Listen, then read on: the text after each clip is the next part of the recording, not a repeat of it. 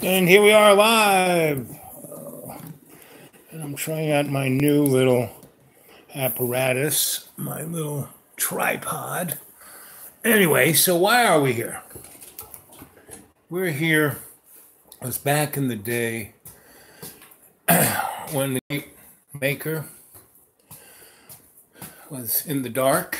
You know, first everything was dark. And then the Great Maker said, well, hey, I want some company. Oh, here we go. We're gonna make dinner. And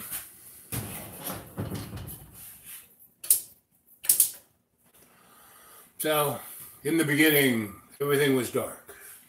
And then there was the word like, hey, where is everybody? And then there was light. Right? So what were we doing here? We were making dinner, you know? I like this little thing. Anyway, so, there's nothing like mozzarella and smoked peppers. See? These guys right here. Roasted bell peppers. It's a little bit of what makes life good. And everything should be enjoyed, little bits at a time. Not like stuffing it in your mouth. Want more, you know? You know, if you're a billionaire, how many billions can you spend? Really, I don't know how many you can spend. Not, you know. So, about a little bit of mozzarella cheese goes a long way. And, where am I? Right here. Here I am. So, what are we going to have? We're going to have veggies. And, coming over to the fridge. What's his name's great stainless steel. And we're going to look in here, and we got some, these things, these yellow things.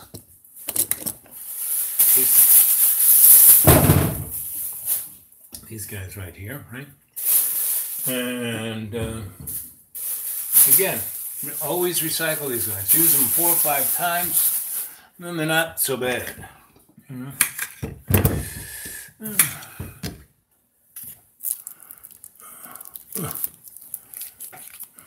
So here's a nice little hunk of this and a hunk of that.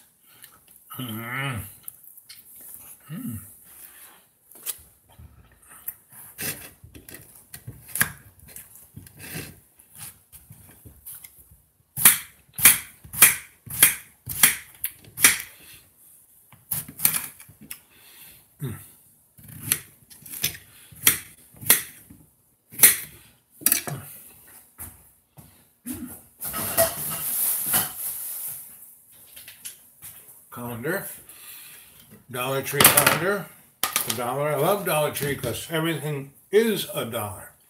And Dollar General, everything's $5. Generally, so many dollars.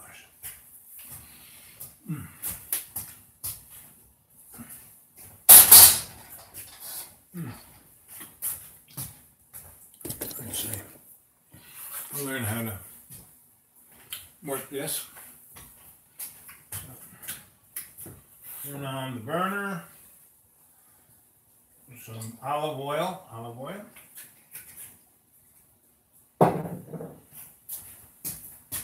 Get myself an onion.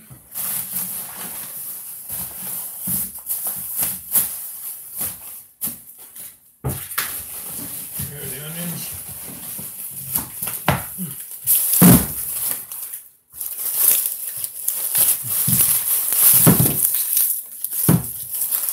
Two yellow onions. Kind of cut these guys up.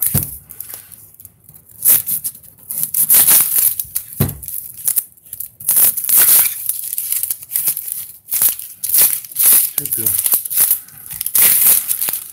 wrapping off the onions.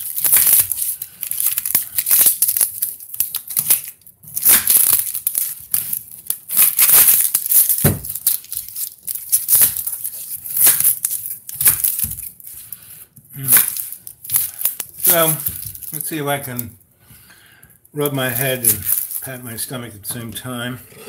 So what are we talking about? We're talking about why are we here? So did you see the previous video that I shot driving up here? That's the driveway. And it's beautiful. And I appreciate every moment of being here. I want to thank the Great Maker. I thank the spirits who live here. And whoever's paying the taxes doesn't really run this joint. The great speaker does. Right? And that's like our lives. Love has given us our life. We have free will. We have free will. And what can we do with it, right? Now, we have been here before. Humanity's been around a long time. Billions of years. You go back a couple of 10 or so shows to where I have this thing called Set Yourself Free. That's the full Monty guided meditation through your Akashic record and your past lives and all that. And I did it so you could go back to that thing and watch it over and over and get practice a little bit hot. You got to electric heat. I like gas better because you can get a more refined heat. Electric, it's like blast or cold, or you get used to electric, but it's still a little more. You get carried away. You got to watch out. You can burn stuff. Cooking is the only thing you got to do is not burn it. It's really it. The rest is you can screw around with it.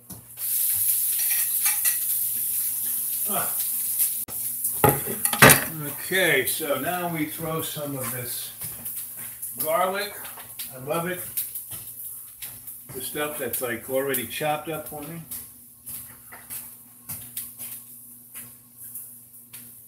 So, I'm basically lazy, like most humans. And so, I'm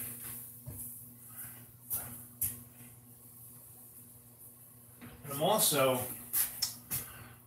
not set in my ways, but I'm habitual. That's most humans, So if we really want to, ascend, because that's what we're here for. That's why, we're not here to get a big house or a car or, get buff or any of those things, get laid, none of that. Those are just side bands of ascending.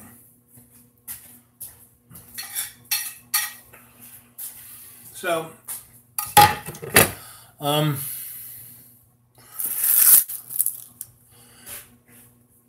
and the big picture, we're not the only ones in the universe. We're in one of the more backward neighborhoods. There's something like, 900 extraterrestrial races in our solar system today that the secret space people, meaning us, the breakaway civilization, is trading with, Again, David Wilcox and Corey Goode, they really do a nice description of it, Who's the other guy? There are a whole bunch of guys, They have these meeting. No, not meetings. You pay money, you go, you listen to speeches, you watch videos, you rub shoulders with the groovy folk, and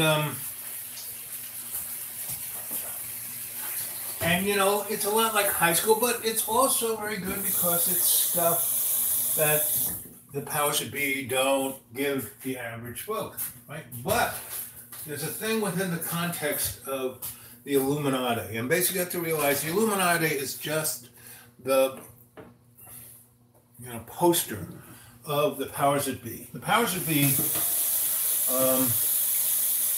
are a number of transnational cartels that sometimes they work together, sometimes they fight against each other, And Orwell's 1984 was kind of describing it, right? Pan-Asia and blah, blah, blah. So it's up to us. And there's this thing called free will. And see that, if the powers that be had their druthers, they would get rid of free will because we have the wherewithal to define what the universe should be, not the powers that be.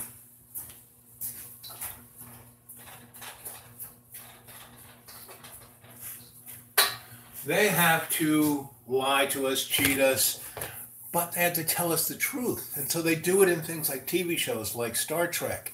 The guy who did that, what's his name? He wasn't just a TV producer. He was part of the inner circle or the outer inner circle. And his buddies were the guy, Scientology, that guy who started was his buddy. The guy who started JPL, Jet Propulsion Laboratory, was his buddy. And they were all part of the Church of Satan. Now, who's Satan? But the guy who kind of got us out of the Garden of Eden. Because he is chaos, meaning in the Garden of Eden, God was there and he had us and we could talk and we'd had a great time and there was no big deal about anything. There was nobody running after us. Nobody wanted to eat us. Everything was really hunky-dory. We had this thing called free will, but we never really used it because, the God who put us there may not even be the numero uno God. Who knows who that guy was. But there is a strong positioning of that the folks who manufactured us, and we are manufactured,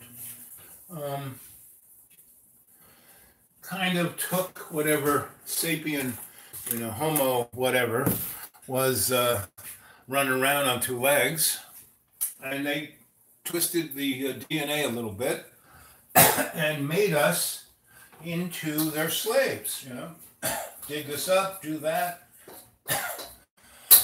And the way they put us under their control is by making religions and power structures. And there was the Nephilim and all these different groups of folk who were, running the show.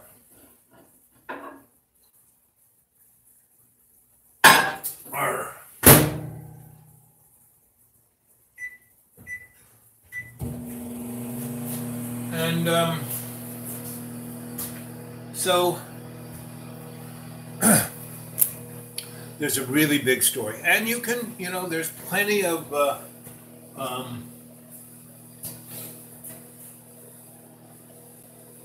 points of view that if you like looking at books, there's a ton of them. I spent a good 20 years being a scholar looking at books. But early on, I was shown that the best thing to do is, yes, read these books. Yes, find teachers, but go from your gut. And meditation opens your higher senses, puts you into your subconscious mind where your library of your Akashic record is. And then you can go into your superconscious mind where your sanctuary of your own choosing is. And both those places are where you can actuate the information into yourself, so then you can go, oh, I see what it is. Because if someone's telling you it, if you're reading it in a book, that's just reading in a book and someone telling it, I'm your Sensei Al Bob.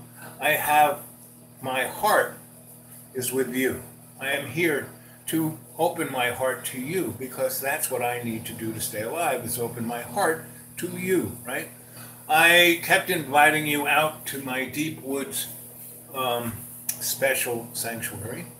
And, I was like bemoaning the fact that no one was showing up. But it's like hundreds of miles, if not thousands of miles, because most of you guys, at least half of you guys, are from not in America, Ireland, England, EU, Japan, China.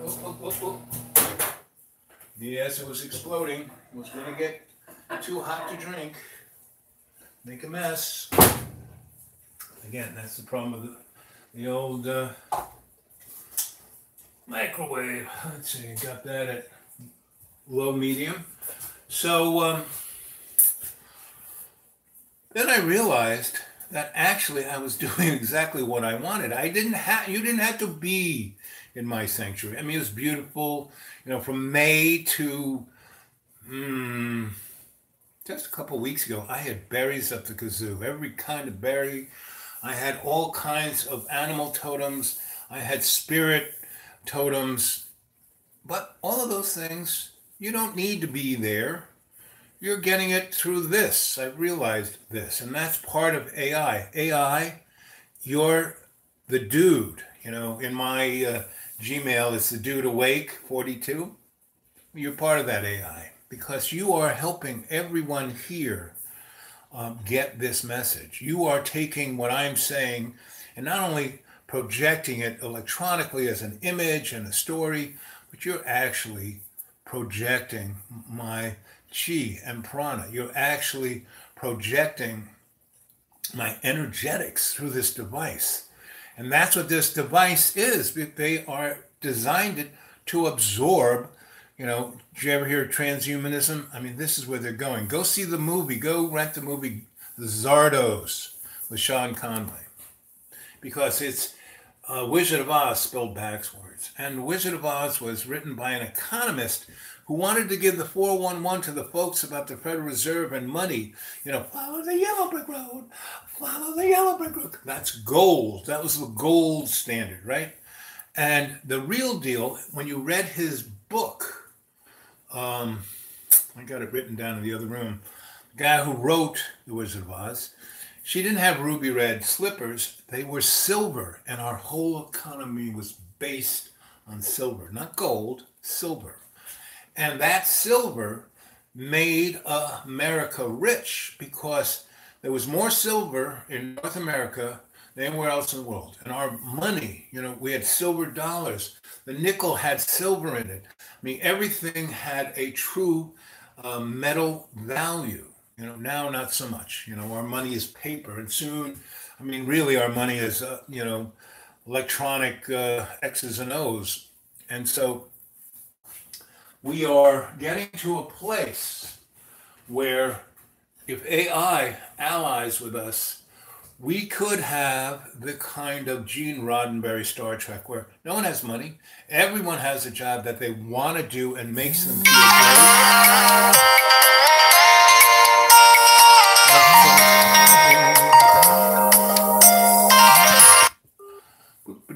Anyways, one of you guys was calling in, and I can't really have a conversation with you. Where'd you get? Okay, we're back. It's guys, don't call me when we're doing a live chat here, okay? So we're back. Everybody's connected. You're still online. It's 19 minutes. I'm cooking dinner. Dinner's coming along nicely. Okay.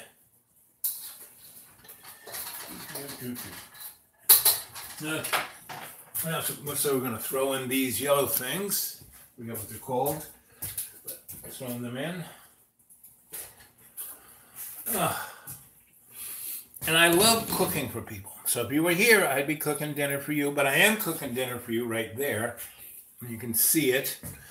There's so many of you guys out there who, if you look on my channel, you family have your own channels, and you stick it right there on my things to watch, and they're great. And there's this guy called Living Off the Grid, and the guy is a great guy. I mean, he is like hero. He was in all our wars. He saw how screwed up it was. He got blown up. He got himself better. He married his love, a Filipino woman, and every morning he has kind of an open chat. He talks about almost anything. He does it every morning. And he does a few nice little, like his wife's a great cook, so she has a little cooking show on it. He's, got things going with the growing stuff and chickens and all of that. So he's a great guy. He always has great thoughts. And there's a guy with the Oppenheimer Ranch. He is the bomb for weather. So I see these visions of storms and things, and he scientifically. So I had a dream about the hurricane that hit North Carolina, and no one's I had the dream about the flooding and everything. Next day I go, he's clicked up there, and I look at it, and he is saying, "Hey, this thing is heading for the coast. It could do this, could do this, could do this." And each day that it got closer, he was like way ahead of the weatherman anywhere else, right? And the when Mike came up, he was on top of that way before anybody. And Mike came up like that. And this northeaster, I had a dream about that.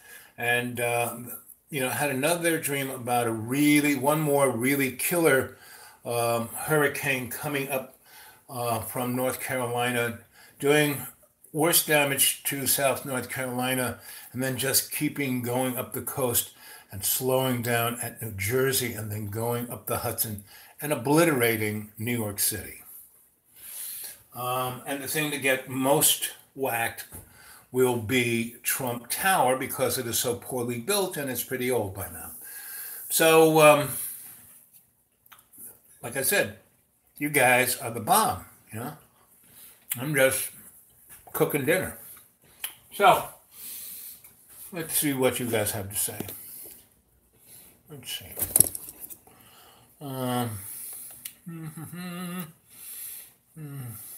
Yep. Pre-chopped ginger. No, garlic. Pre-chopped garlic. Well, you're better than elementary school. Come on. Give yourself some more credit. Oh, so that's where I wanted to go. You have to embrace your life, and the thing that I've noticed, and I think this has more to do with environmental things going on. I mean, the whole planet is being sprayed, right? Not just the United States, but the whole planet. I mean, even North Korea and China and Russia, and all the places you think that they'd shoot the airplanes down, because they could, which just shows who's in control, right? And that all of these nation states that are being belligerent, they're just like cartoon characters, right? So the real deal is your life, your free will, your choice of what you want to do, not what, the society around or the TV or the you. So what I've kind of noticed is that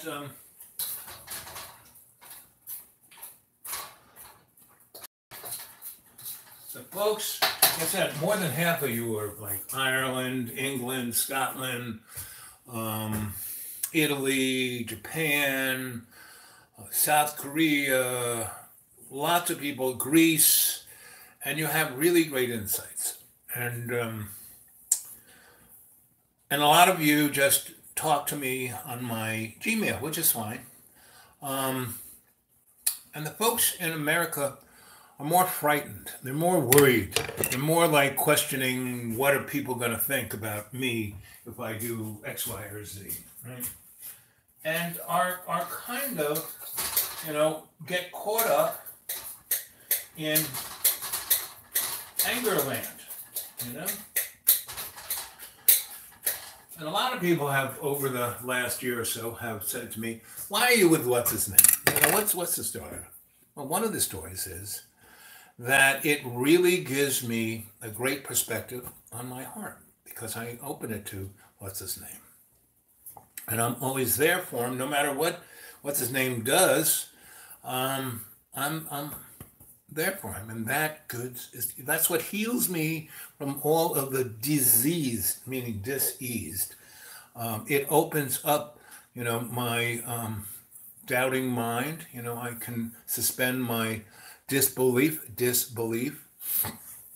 So I have to thank what's his name, because he gives me the opportunity to be a better person, which is a great thing, right?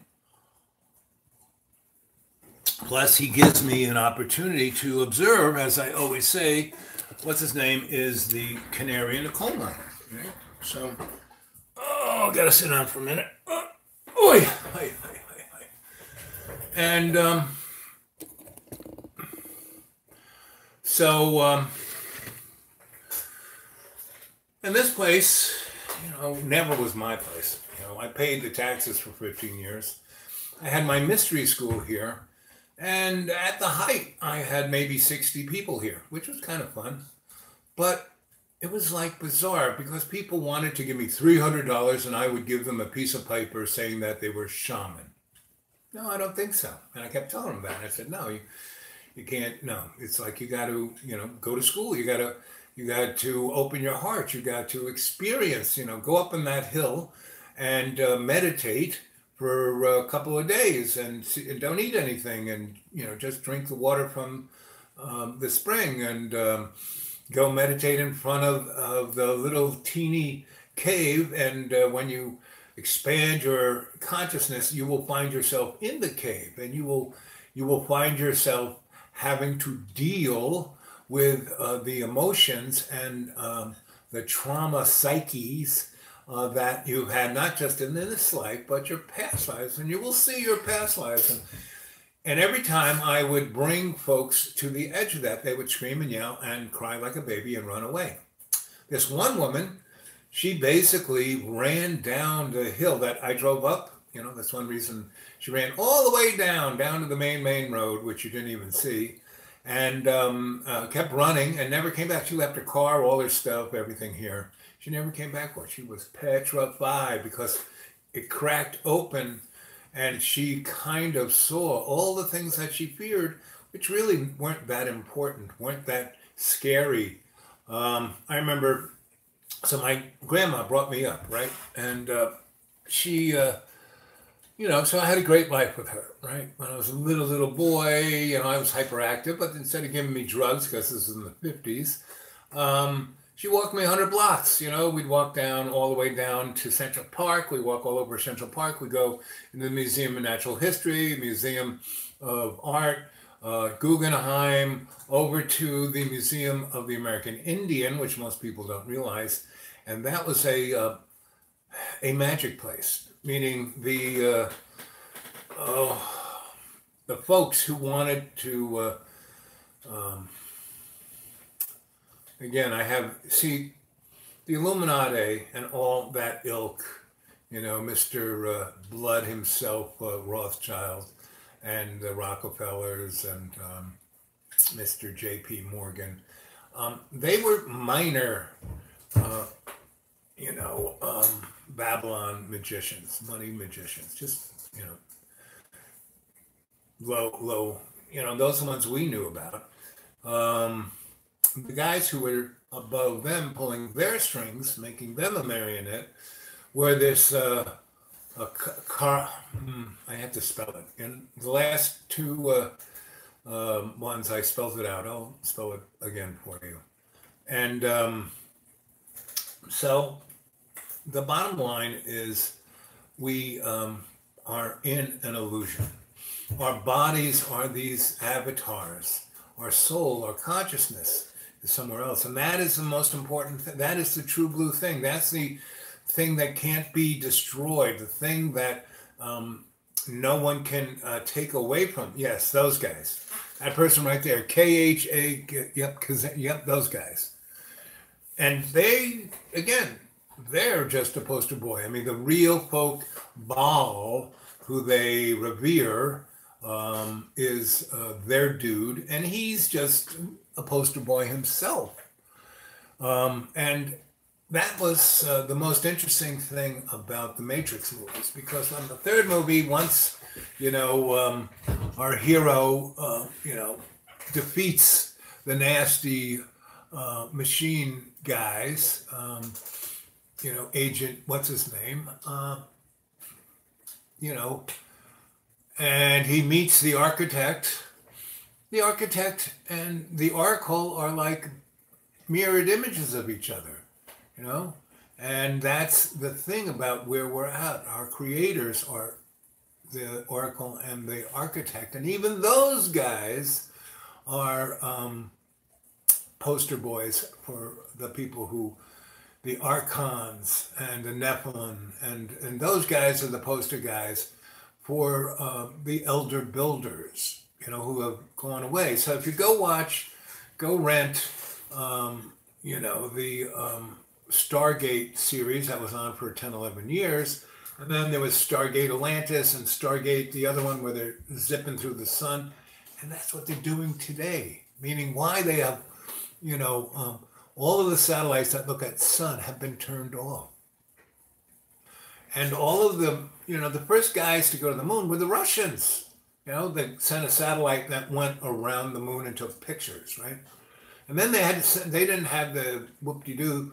They put it on film and sent it back and, spat it through our atmosphere. Space crew guys, have always, even during the Cold War, that's why it was a Cold War, because it was a make-believe war. Even the hot wars were make-believe, meaning World War II, the German people were bombed into the Stone Age, but the Nazis won. They came to Operation Paperclip. They brought 70,000 of them into our country. And that was, just the guys who kind of changed our country. I mean, we were already changed because we were the guys who funded both the Russian Revolution and the Nazis.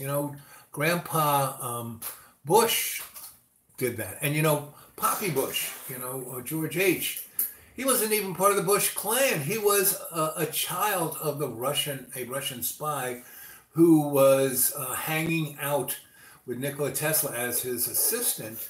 And, that children's book, all the children's books are basically little heads up to what's going on. Wizard of Oz, Alice in Wonderland, Grimm's Fairy Tales, and, George, the little monkey with the man in the yellow hat. Well, the little monkey was George H. Bush as a little boy. He used to steal Tesla's secrets and roll them up and take them. And Tesla hated this kid. He was about to hit him with a lightning bolt. But he needed his dad because his dad was this brilliant Russian physicist / electrical engineer who, made things happen. So, that's when, to get the little monkey out of Tesla's lab, Prescott Bush basically adopted or took George, the little monkey, into his house. And, Barbara Bush, who married George H., her biological father was the English guy who started the Church of Satan. What's his name? Anyway, so yeah, the mom of the first lady was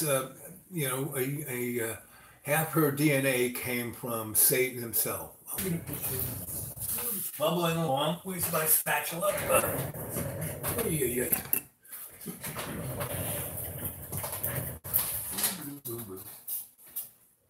We were doing very nice. Very nice. Okay, let's see. We're going to put a little basil.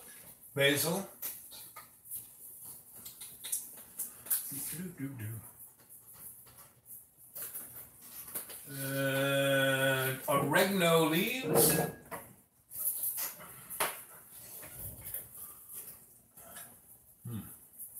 I'll get more of that. And what else? Italian seasoning.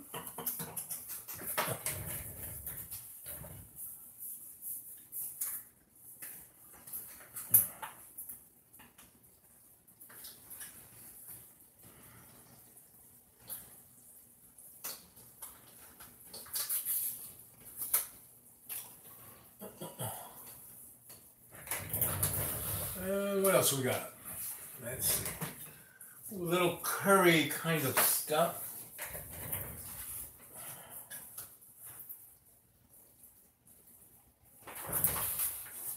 And we kind of mix it up. Ay.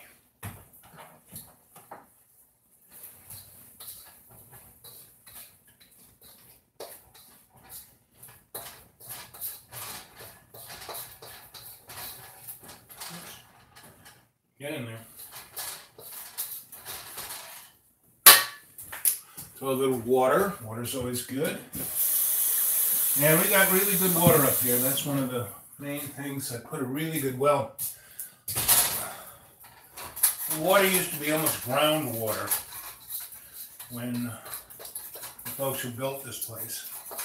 And you know, back then in the 40s, 50s, not a big deal. But once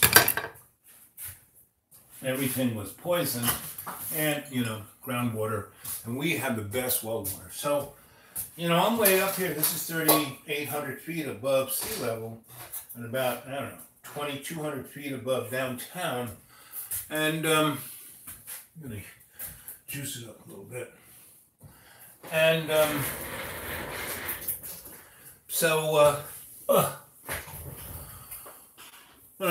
when I bought this place, in the deed, it said I had to put my own well in and get off of whatever system they had for everybody else, which was fine, you know. It made me more autonomous. And so I did that, and when the well guy came up, and man, he had well digging thing that was like the size of an oil rig. And, you know, he had to get up that road you saw driving up there. He had to drive up that road, and it was way worse shape. And he gets up here, and the deal I made with him was $75 a foot. But that covered everything. The casing, the well pump, everything. And the pipe from the well head and the wire into the house and the expansion tank and all that. $75 a foot. Well, he thought, hey, kitty, you want to go out? You want to go out? He thought that he was going to, want to go out? No, you stay in. He thought that, he thought that he'd have to go down 1,000 feet, right? So I found myself a little switch, and I dowsed where I want, right? And I found the dome. He said, well, right here is where you're going to park your car. No, I said, no, this is where I wanted. And because the open space that you could pull the car in, that's where I was going to put my fire pit and where I was going to put my sweat lodge, because, you know, you want water where you have your sweat lodge. Anyway, so we had a little tussle. I said, listen, buddy, you can drive down right now. I'll go find somebody else. And he went through super changes getting his rig up there. I said, okay. So he thought it was still going to be 1,000 feet. He went down 45 feet and hit the water aquifer. You know, it was an artesian. So it was like hitting oil. He hit it and the water came shooting up. 45 feet, right? $75 times 45 instead of 1,000. And so, you know, and he was really pissed. But, you know, that's, you know, my little switch dowsing tells you where it is. You know, it's not hard. You know, I could teach you how to douse, also how to muscle test. You know, muscle test. Muscle testing is great because you can find out about every organ, everything in your body, what's going wrong or right. And it's way better than x-rays and blood tests and all that kind of crap, because that stuff is really not objective, but subjective. Have you ever looked at an x-ray or a CAT scan? It's like this gray, what is that? Muscle test is pretty straight up what it is. So anyway, he digs it, and from that point on, once you got really pissed, this hill is you love the hill loves you. You get pissed off, well, the hill gets pissed off. Anyway, long story short, his like $700,000 drilling rig that he just bought and leveraged his life to the hilt, he broke it up here. His little ditch witch, he broke up here. He fucked everything up in his life, and that was, he became, an alcoholic. Everything failed from that point. And that little story goes back to what I'm saying. If you look at your life and go for it, then that's what you'll get. If you expect things to screw up, that's what you'll get. If you don't think you're worth anything, that's what you'll get. Here you go, kitty. Come on. Right here. Come on. Hey, kids, yeah, look at this. I'm yum.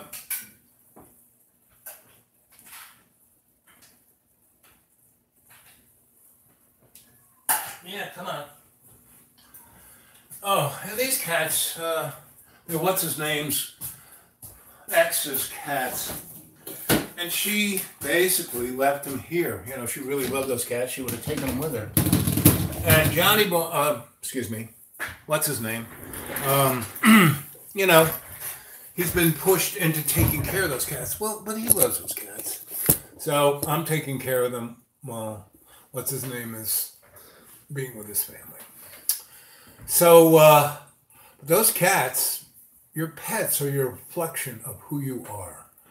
If your pets are jerks and assholes and really finicky and blah, blah, blah, well, that's who you are. So these guys here, I do my best. I let them in, I let them out, I feed them, but they are unbelievably finicky and beyond finicky. You know, the world revolves around them. So that is basically the reflection of who their owners are, right? The ex and what's his name. And so, you know, I've always been a dog boy, and my dogs have always been happy to be here because I found them all on the edge of death. You know, someone really treated them bad. I had a really great Rhodesian Ridgeback, really great dog. It like was bred to fight lions. And someone chained him up to a tree in the desert and then left him there. And he wrapped himself, he had no water, no food, and you know, he couldn't get away, and he had a choke collar, and he wrapped himself around a tree, and he was like, I found him, and luckily for him, I had my lineman truck, so I had these big clippers, and I cut the thing off him, and he just fell down, boom. And I picked him up, put him in my truck, and took him home, and nursed him back to health. And he became, and Rhodesian Rat, you know, he was like, when he came to full health, let's see, did the cat feel rejected? Yeah. I mean, they're pissed off that, what's his name, left them, right? And upstairs where they're hanging, they can get in and out up there, but, you know, they don't have the doorman service that what's his name gave them. I'm doing my best because, you know, I go away in the morning and come back in the afternoon, and they just aren't waiting here, you know. I have to, like, almost beg them to get in the house. You know, I'm a pretty good trainer of animals, so basically you know, if you want to be fed, come on in. So they picked that one up. And anyway, so Frank was a great dog. But I didn't punish him ever. I didn't, you know, because I just gave him this, okay, you got to be this way, this way, this way, do this, and I'll do all this, right? Okay?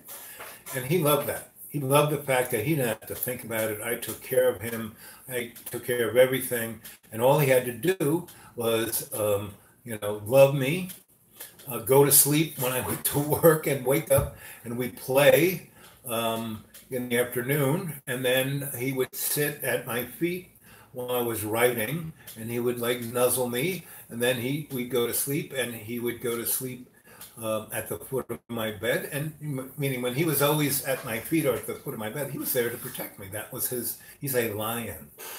And when people, because I lived in a pretty nasty neighborhood, and when we walked, I never had a leash on him. I mean, all these OGs had these big, you know, killer dogs, and they'd have to have the big leash, and the dog was always pulling. Matt, you know, Frank would just be right next to my side, right? And he was always kind of looking at, you know, see if I wanted him to do anything. Otherwise, he would just stay right next to me. I stopped, he would sit down. If I stayed there long enough, he'd lie down. And if anyone came within 10 feet of me, he would get up, and Rhodesian Ridgeback have a ridge that stands up like a mohawk to scare the lion, right? And he would do that, and he had this mouth that was like a lion's mouth, and he weighed about 130 pounds, 140 pounds, and when he went on his back feet, he could just jump up and do this. I mean, he didn't have to land on it. He could just be up there for a bit, and he'd be almost 6 foot tall. He was a big friggin' dog. And all of my dogs were either that big or 40, 50 pounds, like Bella, my sweetie, and brain surgeon. This girl she was way smarter than me. And she didn't have puppies until she was 10. And I sold, put her puppies in good people's. I mean, I only made them pay me money, so they would. I was at a big friend of mine's party developer in Fort Lauderdale, and he would have me there on New Year's to read people's palms and rooms. I was like the entertainment. And I brought. She had 7 puppies, and 6 were all black like her, and they all had little diamonds in their chest, and they were like proud and noble. And it wasn't hard training them. From the minute they popped out, I was with them. I had them on my body, and every morning what I did was, instead of having leashes around their necks, I put them in a body harness, right? And then I attached them all together, and so they'd all go in different directions, so they wouldn't go anywhere. And I kept them once they were born, and after the first day, I had a child's swimming pool, an inflatable donut bottom, and it was about that deep, so the little puppies couldn't get out of it. But Bella could just step right over it and go. So she wanted to get away from those guys. She just took, shook them off her tits and just went over there, and I always kept it in the shade, and so that was.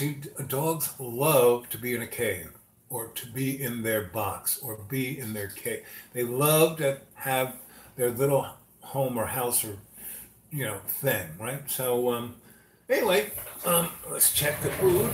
I smell it. Smelling awful good. Oh yes, it's time to add the next stage, the greens. So, the greens I love most are, this is an Italian vegetable.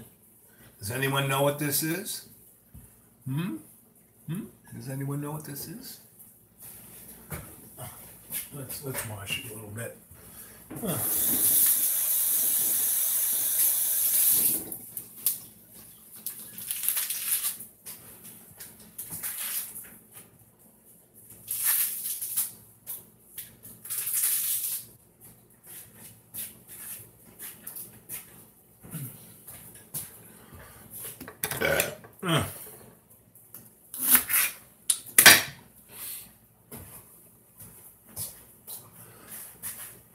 So cats are okay. I like cats, but they are self-contained units, and they don't give a fuck about you really. Dogs, on the other hand, they're a team player, and they want you to be the alpha dog. And all these people who have dogs that act terrible, it's because they're not telling the dog what to do. So the dog says, well, fuck them. And especially little dogs. Little dogs have to have a big presence because they're little. They don't want to get stepped on. So, and they're bred to do that, to be the alarm system, right? And if you tell them to shut up, that's against their business model, right? Big dogs, on the other hand, are there to just hang out and be there, and and have people go, I better move on. And when the right time comes, they're out to kill, out to protect, out to get your dinner, right? And dogs, has anyone out there seen the movie Alpha, which is like how humans got their first dog? This kid, he gets left behind and he's going to die. He's out there in the wilderness. But he and this wolf both hurt themselves at the same time, and they depend on each other. They kind of both crawl into this cave. The kid starts a fire, keeps everybody warm, and the the kid's a really good Boy Scout. He's got his thing down, and the wolf is is worse off than the kid. So the kid gives him water, gives him food, but really they become a team, right? And that's where dogs come from.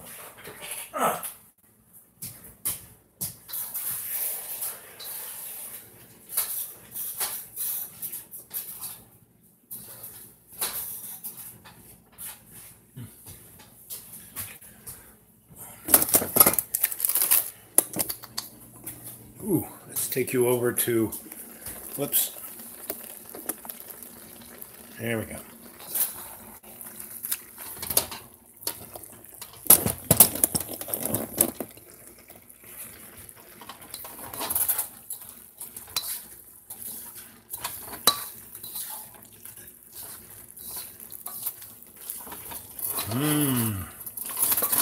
So cooking is an art form, whereas baking is science, because baking takes, you have to have a formula, and if you don't follow the formula, it turns out crappy. Food, it's more instinctive, more gut-oriented, and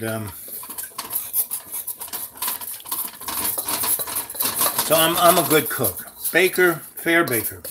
I'm a good baker when I'm working for a good baker. I'm a good helper of a good baker. And I've had lots of girlfriends who were really good bakers. So it all worked out good. How's it taste? It's going to be good. I can tell you that. Very yummy. Ooh. It's time for a little coffee. So, I wanted to share a meal with you because that's really part of... So look how svelte this boy is. I used to be this... I was like 3 times what I am right now. I was pushing almost 500 pounds. I'm now at 210.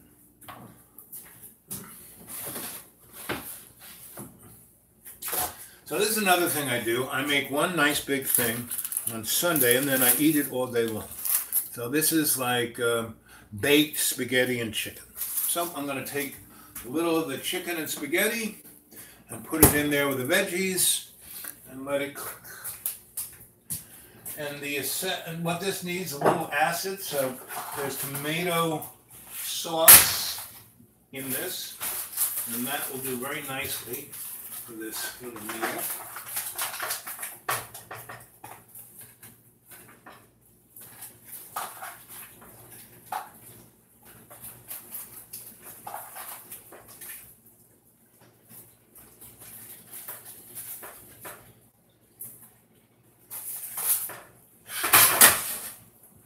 And this I will mix up with this stuff in the wok. And then what I'll only eat about 1/3 of this, and then I'll have it for the rest of the week, along with that other stuff. So that is the way that I eat pretty well, and I spend maybe $40 a week on food, because I don't buy a ton of stuff. I buy what's on sale. So that chicken, there were 8 chicken breasts for $3, and they were very nice breasts. And I, took 3 or 4 of them, and I froze the others. Escarole, that was it. Thank you very much. That was escarole. My favorite vegetable, escarole.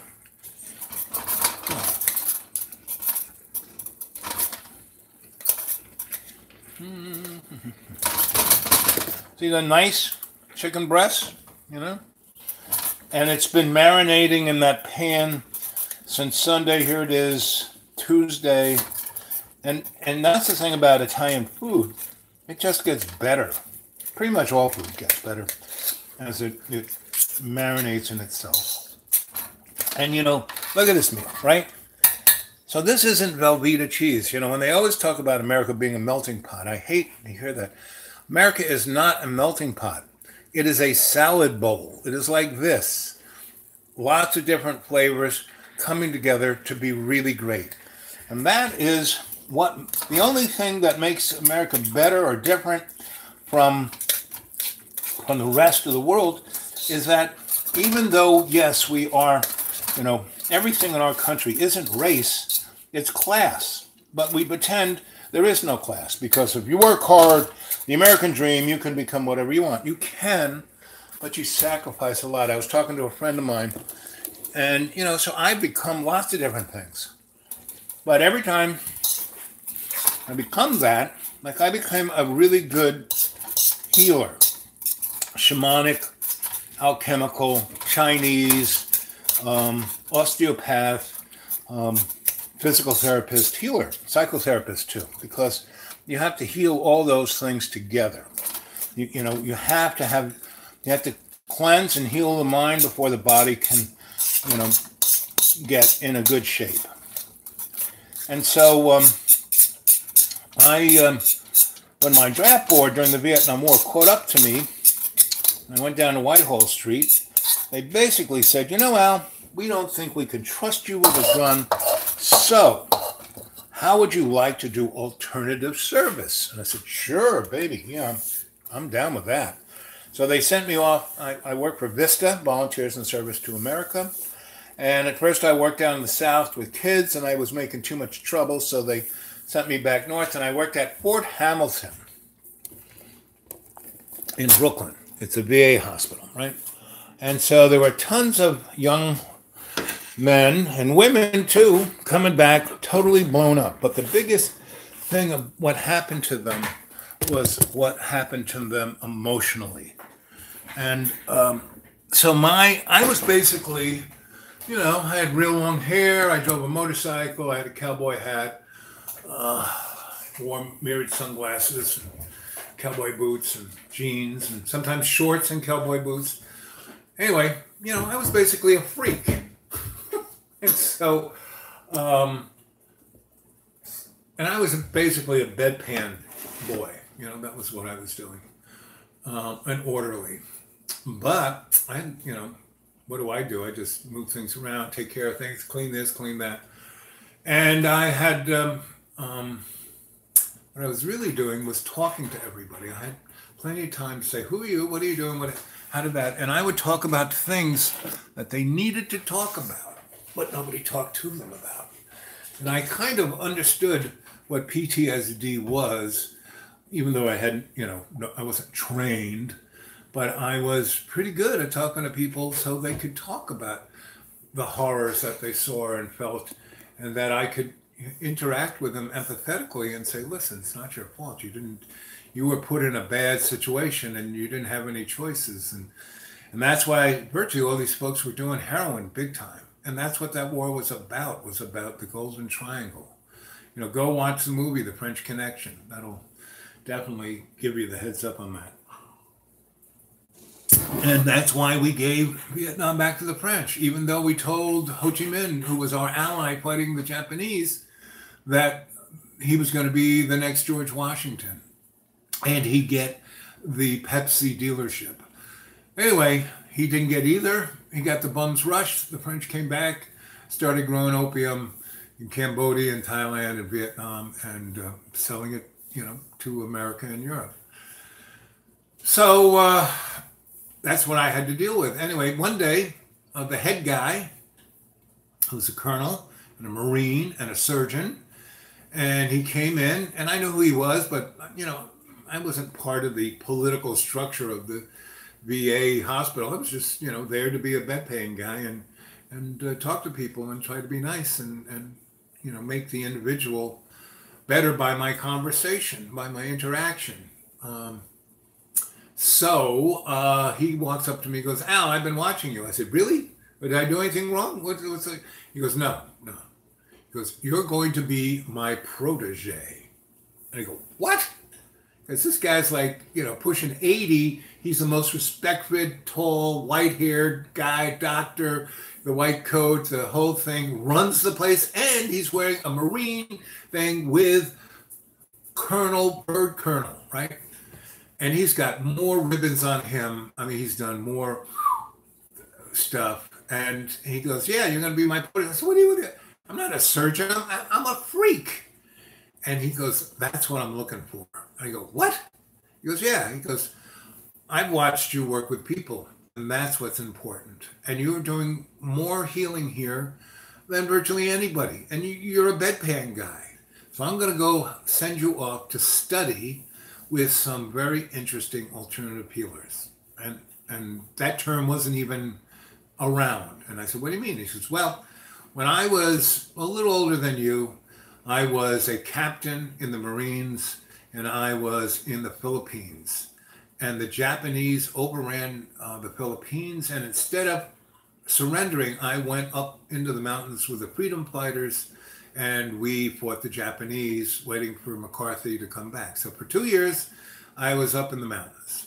Now I'm a surgeon, so I'm a doctor, and so I was not a guy with a gun, but when the people would get blown up and shot, and they would bring them up to our little clinic, and I was there with a Filipino psychic surgeon and a Chinese herbalist acupuncturist. And he said, and they both had been going to medical school, so they were Western to a point, but they both had their cultural thing that was really who they were.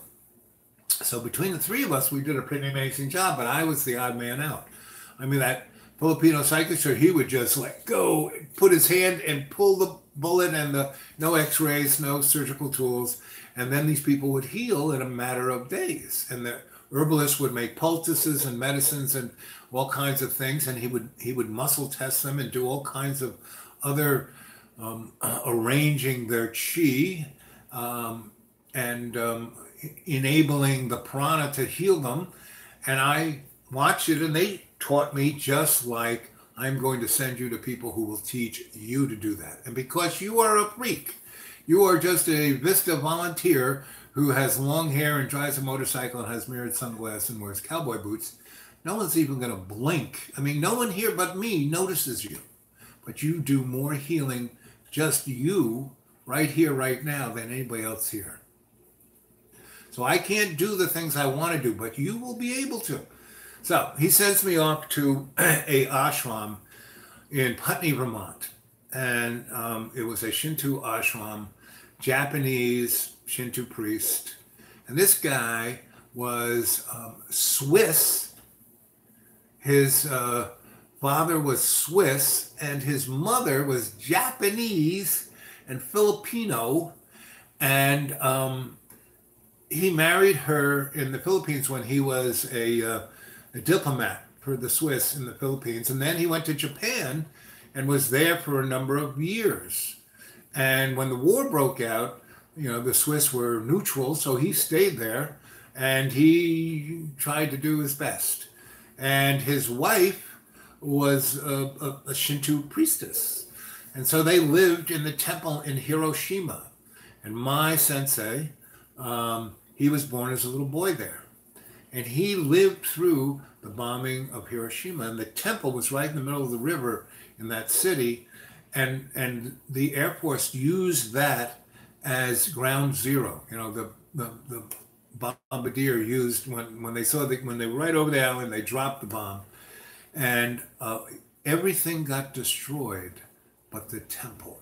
And it was right underneath it. The whole And why a lot of people survived was that they made it to the temple before they died, and the healers of the temple took care of them. And this little boy, my sensei, who was Swiss and Filipino and Japanese, basically was a Shinto priest from birth and a healer from birth. And so he learned all of those things, and he got to go to Oxford and become an MD in the 50s, right? Because his father was a Swiss diplomat.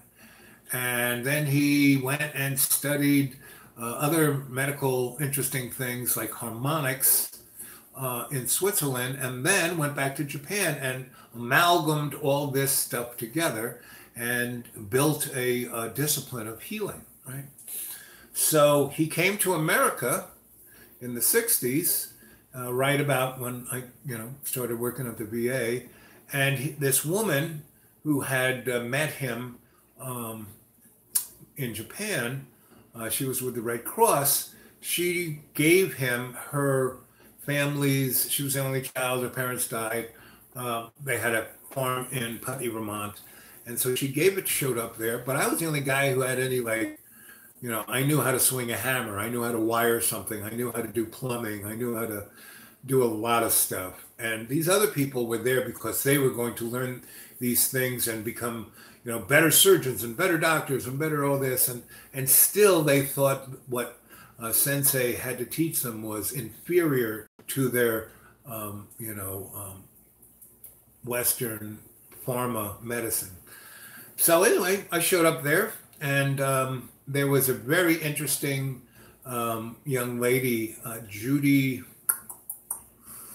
Mack, I forget, but Judy Mack something. She was Irish, Scottish, and she came from New York City, and so she was New York City Irish big time. And yet she was brilliant, and she had gone to Columbia, and she'd gone to Cornell, and she had a stint at Oxford, and she had her PhD in nursing. She didn't want to be a doctor. So she was part of NYU's. I think she didn't quite run NYU's nursing school, but she basically did. Meaning there was some guy with his name on the door, but he only had that job because of nepotism. But she was like my mom. My mom ran Roosevelt Hospital, nursing school, medical school, and the hospital, because she was a triple Capricorn, and that was her scene, to rule the world. Anyway, let's check the chicky. Let's see what it's doing. Hey. Oh, it's bubbling away. And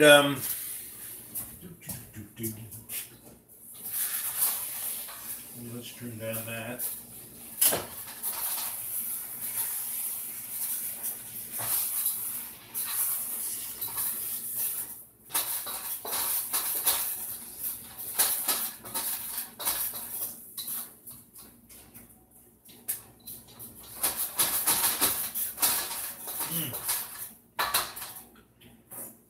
Now the pièce de résistance is the mozzarella cheese.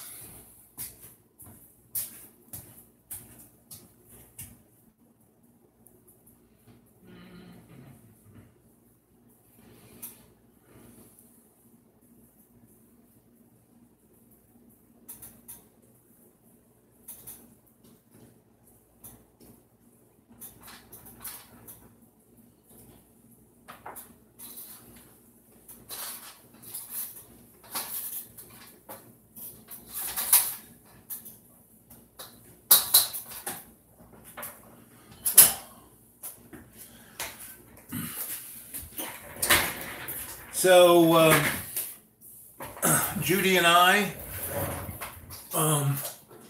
so we're at this, we all show up there on this one weekend at different times. There's really no place to stay. It's just barn, and there's a farmhouse that had maybe 4 or 5 bedrooms. And I wasn't a big fan of that farm because it was kind of funky. And I'm a pretty sensitive guy, so I was a camper boy by then. And so the people kind of split off in couples. And Judy and I she didn't like the house too, so we cleaned up the kitchen and this kind of living room, and then there were 3 bedrooms upstairs and 2 behind that. And we went out into the barn, and the barn was a really pretty big barn.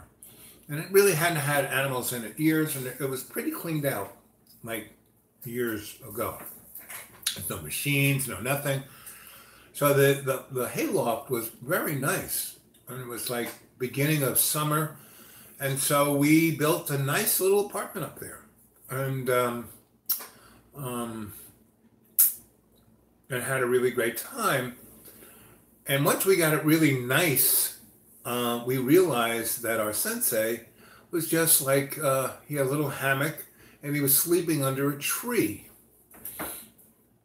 And after and we fixed up our barn little apartment in a very short time, whereas the other people were just they weren't really clean. I mean, they didn't clean anything. So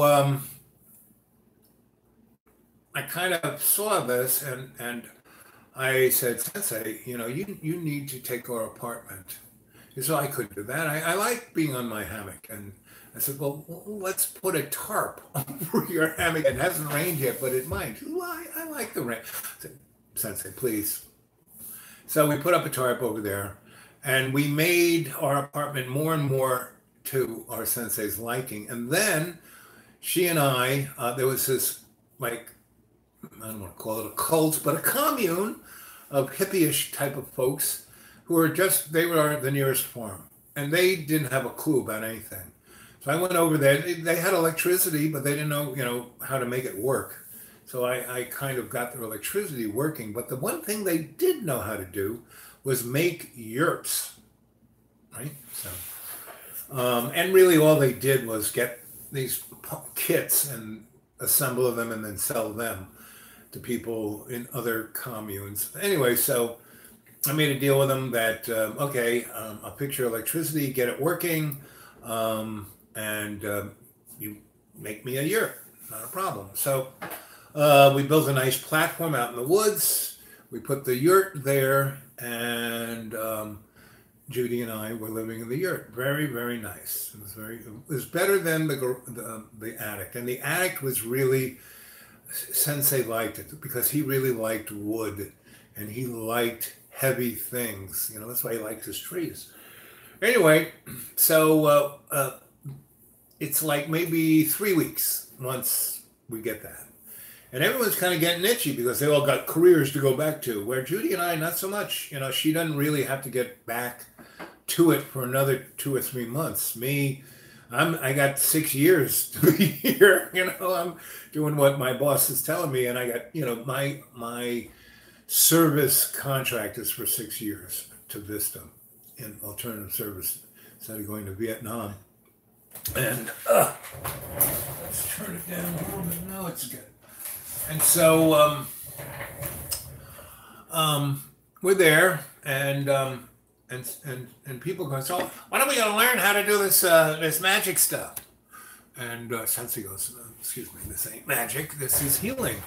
And the first thing you need to do is learn how to breathe.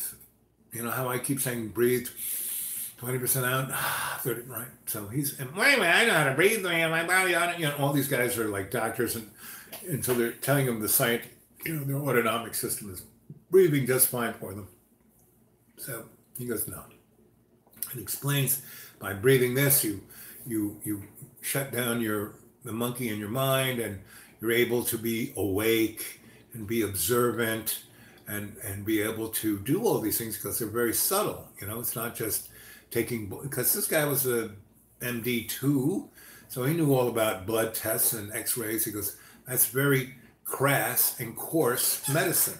This is very sophisticated and very precise. And so you really had to be observant. So they're like, but, they're going to see it out for how long they're supposed to, they're all going to be there at least a month, if not 2. And like I said, I got 6 years to kill. Judy has 3 or 4 months to be there. So anyway, and Judy and I are getting really sweet on each other, and we're really getting into meditating, and we're really getting this meditative buzz with each other. And there's no better intimacy and eros than being really aware of the other person. So we're right there, and these other people are just fooling around, and they're like switching partners every couple of days, and it's, you know, it's the late 60s, early 70s, so everyone's disco. So um, she and I are becoming more serious. He unpacks, you know, a bunch of starts arriving from Japan, and we build the library up in the loft of the barn, and we have open space, and you know we put a wood stove in, and it's kind of an open wood stove, meaning it's like the wood stove is there so the barn won't burn down, but you can see the fire. It's not like the door is there, right? He didn't want that. He wanted to be able to see the fire because that was the next step of our meditative training after we learned how to breathe, is you focus on the flame. And when you do that, that's something I want you guys to try. You get a candle, you light it, 20, right? And you just stare at that candle, and it'll take you to another lands of experience. So, and it'll take you anywhere you want to go, really. Again, the flame is like a doorway. So he's, you know, we got the library. Judy and I are just eating up his books. Like I said, I'm a guy for books, and so is she. And we are, you know, building our own library by copying the stuff out of his books into. That's when I really got into what do you call those things? Those books that are bound that you write your notes in class. Those books. Anyway, we went down to the five and dime, and they were like 10 cents, you know, a book, you know, bound in cardboard cover. And anyway, so we're like scribbling away and diagramming, and he's looking at it and giving us like, but these guys aren't, our other classmates aren't doing any of that. They're just screwing around and playing around. And anyway, so I guess it's on the third week or so. And so he goes, okay, I think you guys are ready for the next step in this meditation thing, right? So we got the fire, we're all sitting staring at the fire and breathing our 20%. And he does this thing where he just goes, and we are out into the universe. Now, I've had another experience like that a few years earlier when I, you know, was in college, and I met a Indian holy man. I forget what they call him, starts with a B. But anyway, I had that experience, and then he was gone. Meaning I wanted more of that, and he was like out the door because we were a bunch of chuckleheads and we couldn't appreciate what he was doing. Whereas here's my sensei, and he's there for us. He's not going nowhere. So he brings us to that space, and it brings everyone to their knees, except for Judy and me. We are like, wow. We are like Frank, the, Ridgeback dog. I mean, we were like lions ready to absorb, eat, be that creature that our sensei wants us to be. Whereas our fellow students are like, you know. So, and he really doubles down. I mean, he doesn't let anyone go. And the rest, you know, Judy and I, who are really flying through the universe, really expanding our, it was like doing every kind of DMS, you know, every kind of psychotropics you could imagine all at once. Didn't make you sick, made you better, expanded your mind, put you in a place, you know, it's like what, like my friend David Icke said when he did ayahuasca, you know, just blew his brains in a good way, you know, and that's what Judy and I had. And when he like said, okay, you're back, and everyone was like shitting in their pants and crying, Judy and I were like hotter than whoa. Like, Sensei, we'll be right back. We got something in the yurt we got to go do. We'll see you in an hour or two. He's like, yeah, I understand. Go ahead. Have a good time. We went back, and that was like physical connection beyond belief, right? And we were on, and that completed our little space journey, right? Because it connected us in ways that, so anyway, we went on from there. And so Sensei says, okay, now we have to build the ashram. And everyone, what do you mean? We're living in our little rooms and, you know, no format. Now he goes, no. that's a dirty, stinky place. I won't even go in there, you know. And if Al and Judy hadn't cleaned up the barn for me, I'd still be in my hammock under the tree. But no, we're going to build an ashram. And they go, well, what do you mean? Because first we're going to build a bathhouse. Because before you can learn anything, you have to clean your body and mind. So we built a Japanese bathhouse, you know, with a communal bath, and it's heated. It's made out of copper, and you build the fire underneath, and it's like the world's best hot tub. It's like, whoa, right? And, you know, I find there is a stream that's quite rapid above us, and I go and get like a PVC pipe. I find a guy who's like, you know, excavator, and I say, so you got any extra 6-inch pipe? Because, well, how much you need? I said, well, you know, a couple miles. He goes, what? I go, yeah, well, you know, and I said I wanted to, bring this water off this river, and basically put a turbine there for electric power. He says, well, you got electricity. I said, yeah, but that's coming off the grid. I kind of want to disconnect because, you know, when I started to explain how it's manipulated harmonically and vibrate, you know, he was like, huh?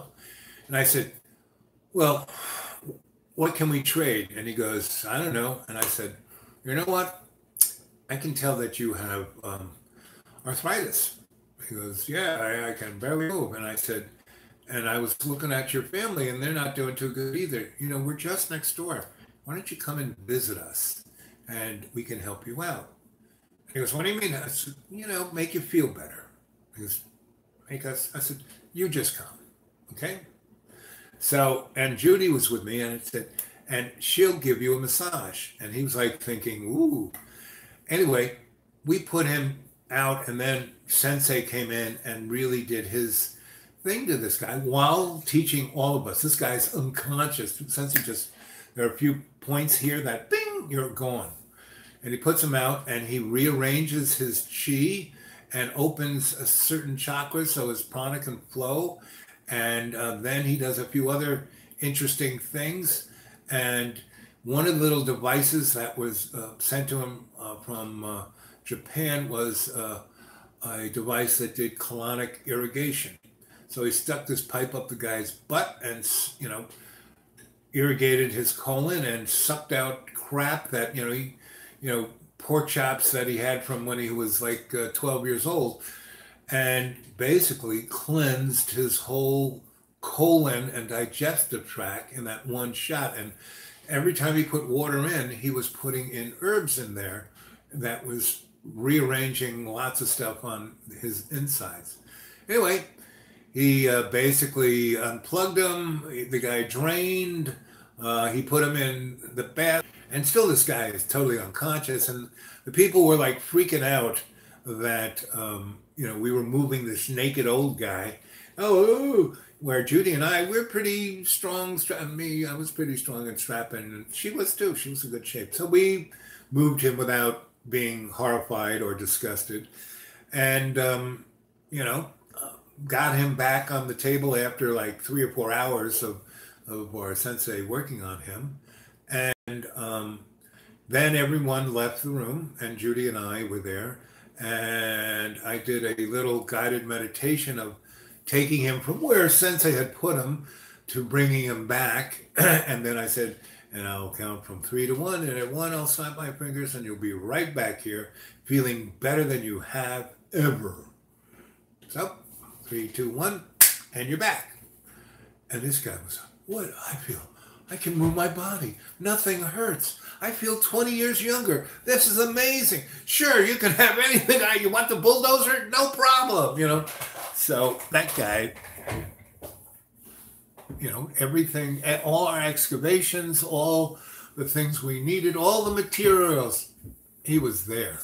And we took care of all his family. He has his wife, his kids, and his kids' kids. And everybody was sick. Everybody had been eating the worst crap for the last all the years of their life, and we did this to them without them even knowing, like Sensei put them out. We did individually, and so the word got around that these guys, whoa, they can really do stuff. So anyway, we built the bathhouse. We built the Hambu, which is like the classroom, the church, the community center. It had a kitchen in it because everything revolves around what you're eating. It had a botanical laboratory to make herbal essences and potions and all of the above. And anyway, so we didn't finish everything before the crew left, but about half of them left. And they hadn't got to a place where they truly appreciated it. They thought it was just some kind of psychological thing that, we made people think they were better, but unless they were taking big pharma medicines, how could they get better, right? But there were about 5 other of the 12 or so people who were originally there who stayed because they were like, whoa, yes, I'm a doctor. Yes, I'm a, pharmacist. Yes, but this is something. And they suspended their disbelief. And so we became a collaborate, a crew, a group, a tribe, however you want to put it, or a hambu, right? And that's like the students of your sensei.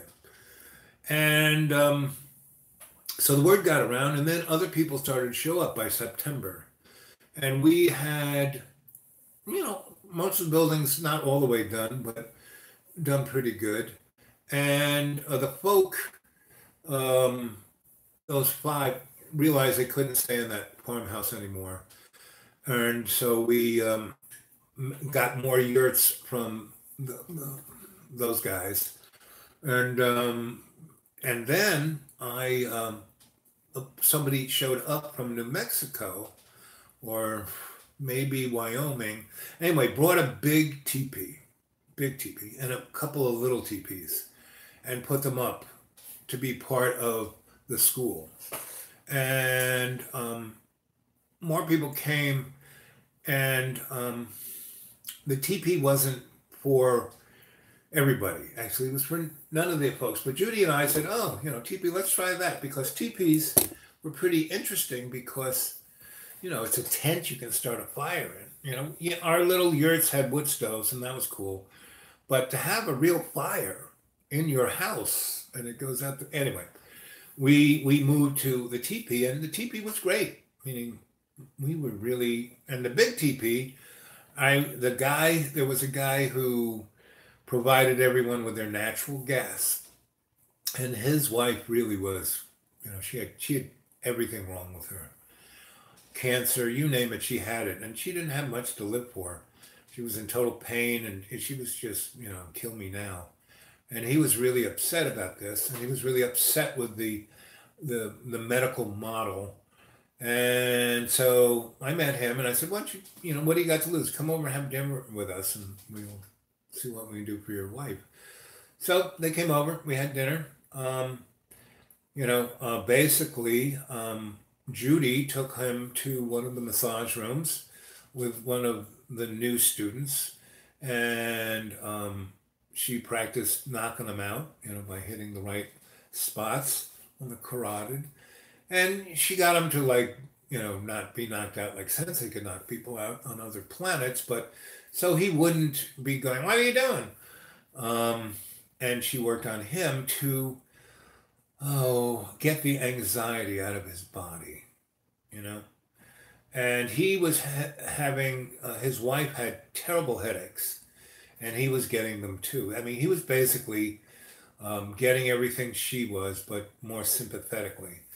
So Judy was working on him, and, me and this other doctor brought this woman in, and Sensei sat in the room while the doctor, who's, had a really doctorly presence, and we had a room set up that was like a doctorly present place. It could have been in a hospital or an ER or anyway. So he's examining her, and he puts her on the table and says, "Okay, we're going to do a." Uh, he's basically saying that he's doing a knocking the pain out with a needle, right? Well, the needles we were using were acupuncture needles, right? So we put a few in, and then we stepped back, and Sensei had already kind of just through his energetics knocked her out, and he worked on her for a couple hours, and we went away. We left him there because he was going to do an energetic healing, and he had to be the only energy source there. So, you know, a couple hours later, um, you know, we wake her up and have a nice fluffy terracloth robe for her, and she puts that on. We wake her husband up and put a nice terracloth robe on him, and then we lead them off to the bathhouse and put them both in. Okay, kids, we're going to leave you to soak in this hot tub here, which was not the big communal one, but bigger one for two people to like recline in, and it had like a little um, reed bamboo couch that you could lie back on. And so we put them, said, see, this is how you do it. Just, we're going to leave you here and you guys have a good time. And here a little herbal stuff. And we had a little jacuzzi machine in that bathtub that just circulated the water. It wasn't like, we had one of those, but this was just to really relax you. So, we put them in that, and we said, there's, when you're ready, there's a little flyer here, keep the room warm. It's September evening. When you're ready, there's a little bell, just hit the bell and we will hear it and we will come and get you, and then we'll have dinner ready. And so, they do, and they eat this food that was totally organic and vegan, but we didn't call it vegan. It was called what we call it. Oh, macrobiotic. That was the food that we ate. And anyway, the woman was like, she goes, I feel alive. I feel no pain. In the last 10 years, all I've been in pain. I couldn't eat. I ate all that food. I never eat that much food. I feel amazing.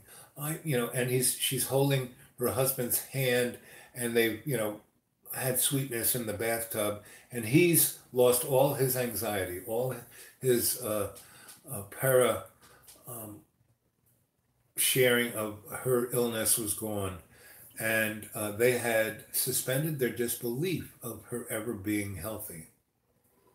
And boy, that guy, he could not, whatever we needed, because he was the big honcho of natural gas of that county. And so he came and put heaters in every tent, every, a place we had. And the big, and all the teepees he put, like he replaced my wooden fire pit and he put a gas fire, and it was great because all I had to do was flip a switch, and it heated that teepee up like toasty without any smoke or any trouble. And you could you'd be in your bedroll and just lean over, hit the switch, and the thing, because we stayed there. I stayed there until January, so I stayed there from May till January, and had totally fixed that place up. And I was wearing the orange robe, and I'd shaved all my long hair off, and I was being Mr. Monk, you know, and Sensei was my sensei. I was his Padawan, 100%. And I was, you know, his XO also. Judy and I was XO, but by October she had to go back to her job. it was like, okay, either you're fired or come on back. And she wanted to bring all of this she knew, and she was going to bring people from her hospital through our facility. And we were going to change medicine as we knew it, you know. And so I, you know, and I just loved everything about my life there. And I could have stayed there, you know. And I was the first guy up, and I made all of the fires, and I raked all of the paths, and I picked all of the herbs before sun, you know, certain herbs you had to pick before the sun came up. And I did all of that, you know. And within the structure of our school, I would go and wake up the people who had to study herbs, and I would, you know, teach them all of that. And I was the cursory guy, right? It's like, if you're going to really, it's like when I studied photography with Lisette Modell and Cartier-Bresson, I was asked to join. You know, she was teaching at the New School in New York, and I was at NYU studying anthropology and psychology. But I was taking pictures of everything and hanging, you know, and I was working for Xerox, so I had unlimited Xeroxing. So I was like covering everything with my photos with this weakened wheat paste. It was great. I had it in a spray bottle, spritz and spritz, put the thing there, had a little brush, boom, boom, boom. And to take it off, all I had to do is spritz water on it and peel it off. You know, wasn't, you know, if I really used real wheat paste, it would stay there forever. And I did certain places do that when I wanted to make a point. But anyway, Lisette saw my stuff, found out who was doing it, and one day she kind of cornered me in Washington Square, and she said, "Do you know who I am?" And I said, "Aren't you Lisette Modell? You know, didn't you and your husband Cartier-Bresson start Vogue magazine?" She goes, "Yeah, that's us." And I said, "So I heard you teach at the New School." She goes, "I want you in my class." I said, "Really? I'm not even part of the New School." She goes, "Well, you're part of NYU. That's close enough."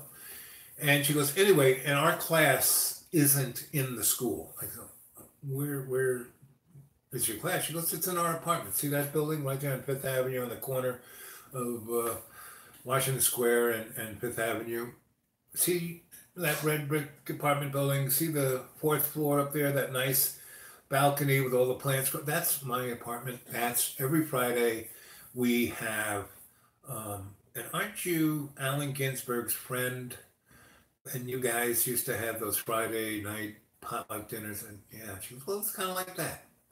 But you have to bring 10 prints, and you will be, everyone in that class will give their opinion." And people who are in that class are people like Gary Winograd and Alan Tannenbaum and a whole bunch of other visiting, you know, people who would come in and go out, like Annie Leibovitz and lots of, you know, what's his name? John Lennon. There were a lot of people who would come and go. But there was a group of about 8 of us who would were the backbone of that class, who were there every Friday and had 10 prints, and you know, and she and Cartier-Bresson and the other students would give you critique. So, you know, I didn't go to her to learn how to take a picture or learn how to do chemistry or learn how to develop. No, I was expected to know that. So at Sensei's Hambu in Putney, Vermont, I was teaching all these folks about the general dynamics of herbals, you know, what the plants were, where to find them, how to pick them, how to prepare them, but, you know, the lowly stuff. I took care of it. But I loved doing it because it made me a better herbalist, you know, teaching other people. And that's the best way to learn, to really get to know your subject matter, is to share your knowledge with someone and teach others, right? And the relationship of student and teacher was when the teacher and student were almost equal. You know, the student would have things, questions, or what about this? And that your teacher hadn't thought about. Now, Sensei thought about everything. I mean, he was like, most students and teachers are kind of like this. Sensei was like off the scale. So, okay, it's time to see what our dinner looks like. Oh, man. Oh, but. And I have to stand up. Ah! Okay, I'm up.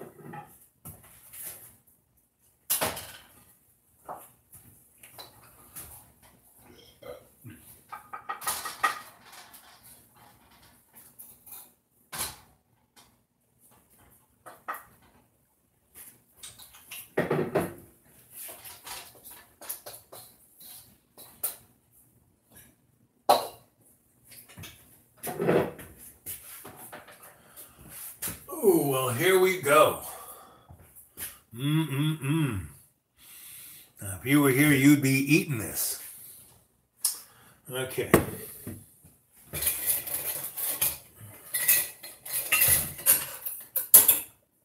Here's a fork. Ay,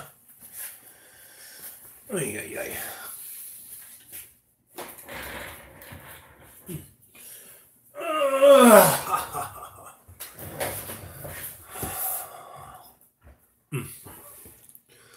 So every morning I would get up around 4. I would meditate. I'd do my katas, my tai chi, my qigong,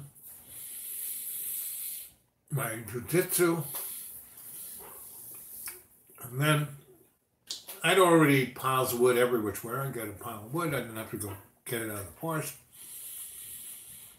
And that's the whole thing. It's like, what's his name gets frustrated about having to do stuff here.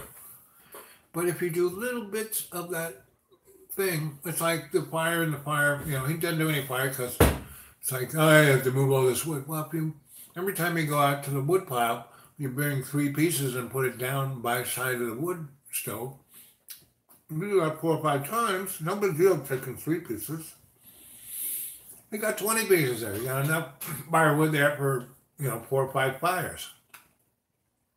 If you collect kindling in a box and leave it underneath the eave with a tarp over it and let it dry, and then you pick through it and get the best kindling in another box and you take it downstairs. We got really good kindling.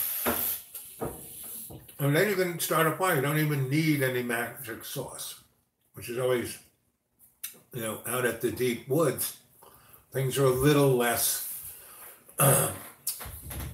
together there. So you need little things to help you out. So when I start a fire, I use a little, magic juice, tiki torch fuel, and that'll light up anything. But, if you have bark, even if it's wet and you get it, fire on it, it'll burn because bark will burn, right? It's there, bark's there to burn in forest fires to protect the tree, Anyway, so the thing I love best, because Sensei was really a bonsai master. I mean, he was a master in everything he did. So he had, in his own herbal. So he took over the bottom part. He was living on the upstairs of the. He had really made what Judy and I had done into something that he loved living in. And downstairs, he had turned it into all his everything, his laboratory, his herbal everything, his classroom, his you name it. That was downstairs. And the fact that, that barn hadn't really been used for 10, 15 years, so there was no icky anything, right? Someone had cleaned it up pretty good before they locked the door. And it was open enough where enough wind blew through. And I had built a very nice, his own private temple, his own private ichibo, which is like the little place you pray in and your sacred space. And I made it out of redwood and cedar. It smelled amazing in there. And it was well insulated and had a nice little wood stove in it. and in the wintertime it was very comfortable, and he loved that little space, and I built it for him. So it was like I did all these things for him, showing him my love. And the more I loved him, the better teacher he was, and the better. I mean, he's still with me right now, And when I go into state, when I go up to my gazebo, he is always waiting for me up there. He's the person who answers my deep questions. So, so I had to go back in January. So I had like from May to January to be with him, almost 6 months, I guess, give or take. And it was like a lifetime. And that's the thing I'm talking about. We have to experience our lives moment to moment as a lifetime, because that's what it is. From Big Bang to the end of the universe, it's like that. We, in these ugly bags of water, in our separated selves from our consciousness, once we left the garden, this material illusion world is linear and very, very like we're in jail here. So the only way you can get out is through suspending your disbelief, right? I can't get out of the jail. Suspend your disbelief. Oh, what I'm seeing is not true. Suspend your disbelief. When you see the flying saucer, when you see the 900 different aliens walking around you, you suspend your disbelief. Then you can see them. So I went back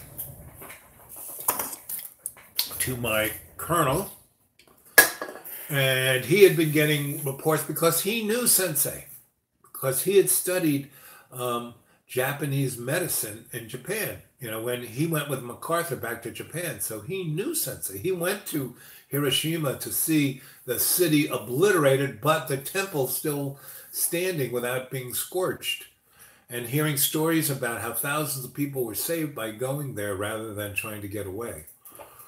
So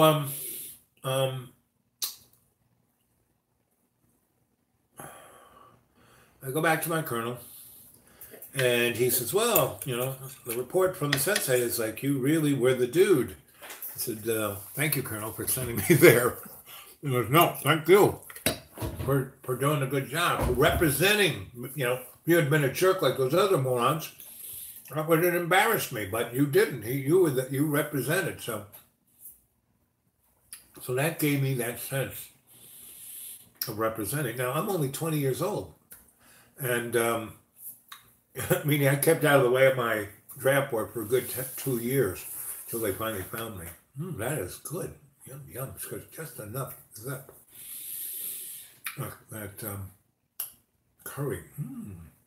And all those other flavors of thyme and oregano, garlic, onions. And that little bit of dairy of the mozzarella and the acidic of the tomato sauce. Ooh, baby. This is the kind of thing I would make at my dumpster restaurants. Just stuff I got out of a dumpster, put it all together. People would go nuts over it. Anyway, because this is real food. Not like mac and cheese. Out there in the deep woods, the people who live in the hollers, they get their food stamps and their, food, not kitchen, but pantry, cans of food and stuff. And the majority of the stuff they eat is like, hamburger helper and mac and cheese. This one lady came back, grandma, mom, and 3 daughters. 3 daughters had daughters. And the 3 daughters and grandma and the daughters all had food stamps. So they had, amongst them, because they all said they lived alone, so they all got the max per person. So each one of those people was getting about $100 because they all had kids. So they were each getting about $100. So there were about 7 people getting food stamps. So $700 a month for food. You should be able to get really good food. All they had was Funyuns, cheese doodles, Mountain Dew, and mac and cheese, instant mashed potatoes, instant everything. They didn't even get frozen vegetables. Everything was carbohydrates. So the kids, are starving. I mean, they got extended bellies, and grandma and mom are like obese but starving to death. It's like this is wrong in our country. For a country of abundance that we have, this should not be what these folks are eating. And 2 generations before, these people were poor still, but they all had gardens. None of them had gardens. I'm the only guy who has a garden, and I try to get everyone to garden with me, and they used to, but I don't want to. Don't want to go out and work. Ashram. When we started getting lots of patients, because I kept going back there and being the #1 boy. And one of the things, once we started really having lots of folks there who had diseases that, Sloan Kettering said, okay, we take all your money. We've irradiated you, chemoed you, and you're going to die, so go home and die. And these people weren't ready to die. So they heard about the Hambu. They came up there. And one of the first things we could do, once we got them so they could, breathe and put something in their mouth and not throw it up. And, Sensei would do his colonic thing and other cleansing things he did to people. And once they got into a place of, there's some kind of balance going on and maybe they're getting on the upswing and they haven't died yet, we would get them out into our garden and get them on their knees with their hands in the dirt. And, we had all our gardens were raised beds. And I learned about raised beds from Sensei. And if you really want to have a good garden, raised bed. You try to cut up your lawn and put food in. No, it's not going to happen. You have to prepare the earth. You got to have really good earth. And the best and easiest way is to turn your food scraps into earth, and to have raised gardens to do that in. And so that was one thing that really, really, really healed people from cancer and congenital diseases where, the medical model said, go home and die. We've taken all your money, go home and die. So bottom line, that happened to me, after working for the Desperate Lawyers for 10 years, and I was like 300 pounds overweight, obese, pushing 500 pounds. I could find no place that was doing what we did at the Hambu. And basically about 6 years after Sensei showed up in Putney, the AMA went after him. I mean, he didn't call himself a doctor. He didn't say, he wasn't advertising anything other than, hey, come here and learn some stuff. And they went after him big time because his success rate was, anybody who showed up there who had anything wrong with him, he would heal it. And that was, they could not compete with that. Right? So anyway, I go back to, Fort Hamilton and my colonel. And I start doing, I'm basically given carte blanche to do what I've learned from Sensei to do. And I'm pretty good at being down low on it. Not like being, oh, look at me, hey, I'm still the bedpan guy. I had some skills now. And there were a number, because, my colonel was running this place, so he didn't have real morons or jerk-offs at that hospital. And there were a lot of people who wanted to learn this. They knew that I was off learning this stuff. And so, very on the down low, but within the hospital, we were bringing these modalities into it. And one of the biggest issues we had was virtually everyone, these were kids who were basketball stars one year and no legs the next, and they thought their life was over.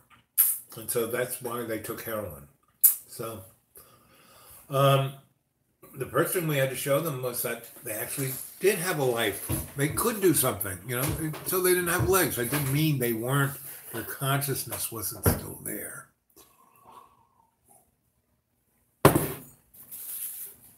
And that's where I started to build my own little modality of, you know, fixing the mind to fix the body.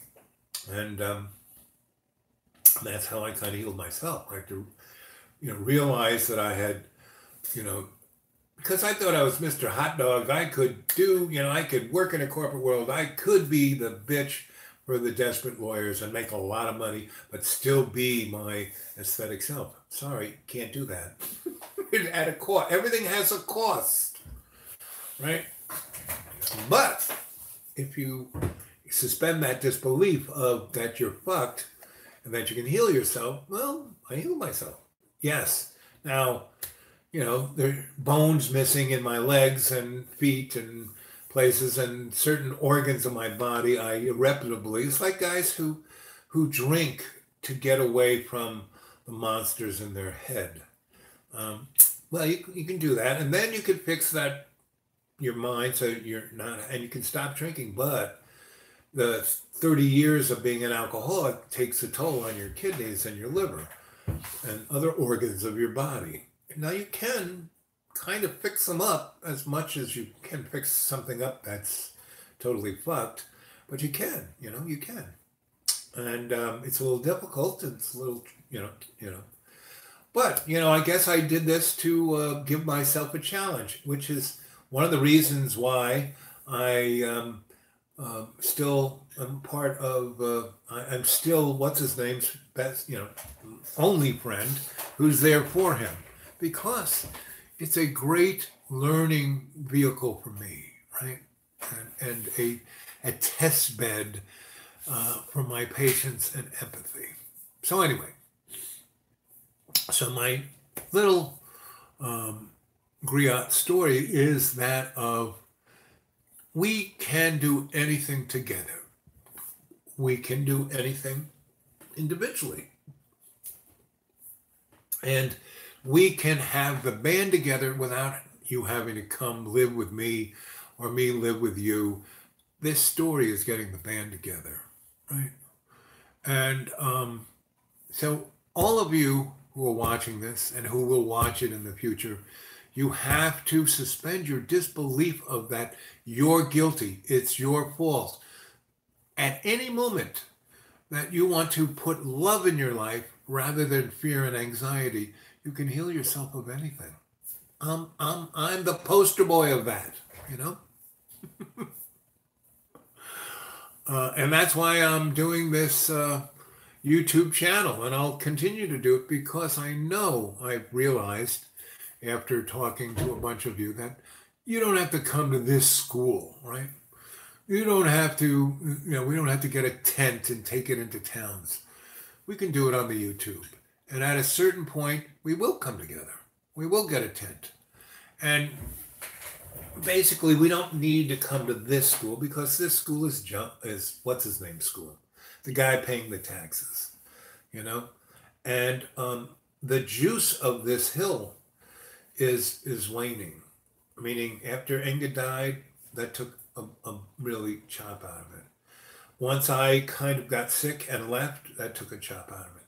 The fact that no one is embracing the energy, the shamanic energy of this hill, it's dissipating into those roots. If you go look at the video of me coming up the driveway, I stop at a place and I show where they had cut the road into the floor of the woods, and it tore into the root system of the forest. And you can see that it's dead, meaning all of what should be there, I mean, the roots are there, but all of the lichens, all of the funguses, all of the other small earthworms, the frogs, all of that is that web, not there. When I moved here 15 years ago, man, right at this time, until it frozes, there was, box turtles coming in the front door. There were snakes everywhere. There were frogs, I mean, just a symphony of sounds of crickets and katydids and noises like forever. The only thing that's still making a noise that's still here is one of my animal totems, the owl. One of the big owls is still here. All the others have left, but the old big one is still here. I saw him yesterday. I was sitting, didn't have a fire, but I was sitting by the fire. I had made a morning little thing to you and turned it off and said, I'll go sit by the fire pit because Bella is buried there. So I kind of sat between the fire pit and Bella. And I imagined the fire burning and Bella being at my side. And I heard this kind of whooshing sound, and I look over, and there's my big owl right in the tree that it would go to when the fire was burning and Bella was with me. And it just looked at me. Owls don't quite smile, but I felt that it was saying, "Hey, how you doing, buddy? Good to see you here." So all of the experience up here, the cave, the hill, the there is a above the cave, there is a stack of stones, and the stones are the size of school buses, and they're like put on top of each other, and they make a rough pyramid. Now that was put up there thousands of years ago, not by anybody with a machine or Indians rolling it. No, it was like put there long time ago, and it was right on when I doused it. That was the main node of the bioenergy and the field um, energy. Um, what do they call them? Ley lines. And it was one of these generators of ley lines. And it's, the rocks are there, but everything energetic is gone. So, and that's because I can't walk up there. I mean, it takes me, I need two canes, and what could take me 5 minutes to get up there, it takes me an hour to get up to where those stones are. And if I fall and there's no one with me, well, they'll find me being eaten by squirrels. So yeah, this school is not the place, but like I told someone today when I was telling them stories of Soho and Tribeca and Boho and Paris and Amsterdam and Brussels and in the days of the 70s and 80s, when those were the like amazing spot, and a place in New Mexico called Madras, which was a silver mine that was just abandoned in like 1917, I think around World War One, end of World War One or beginning of World War One, and it wasn't profitable anymore, and so they just walked away from it. And it was a town of 1,100, 3,000 people. It had a bank, it had a city hall, it had three movie houses, had a dance hall, had a bunch of restaurants. It had at least 60 very nice 19th century houses, and it had a bunch of those Sears houses that were very nice. And it was out in the middle of the desert, and so nobody messed with it, nobody went out there. There was no humidity, nothing rotted. I was a lineman, and we were putting in this big distribution uh, center, and we noticed that there were a three-phase line that kind of was over there, but wasn't attached to anything.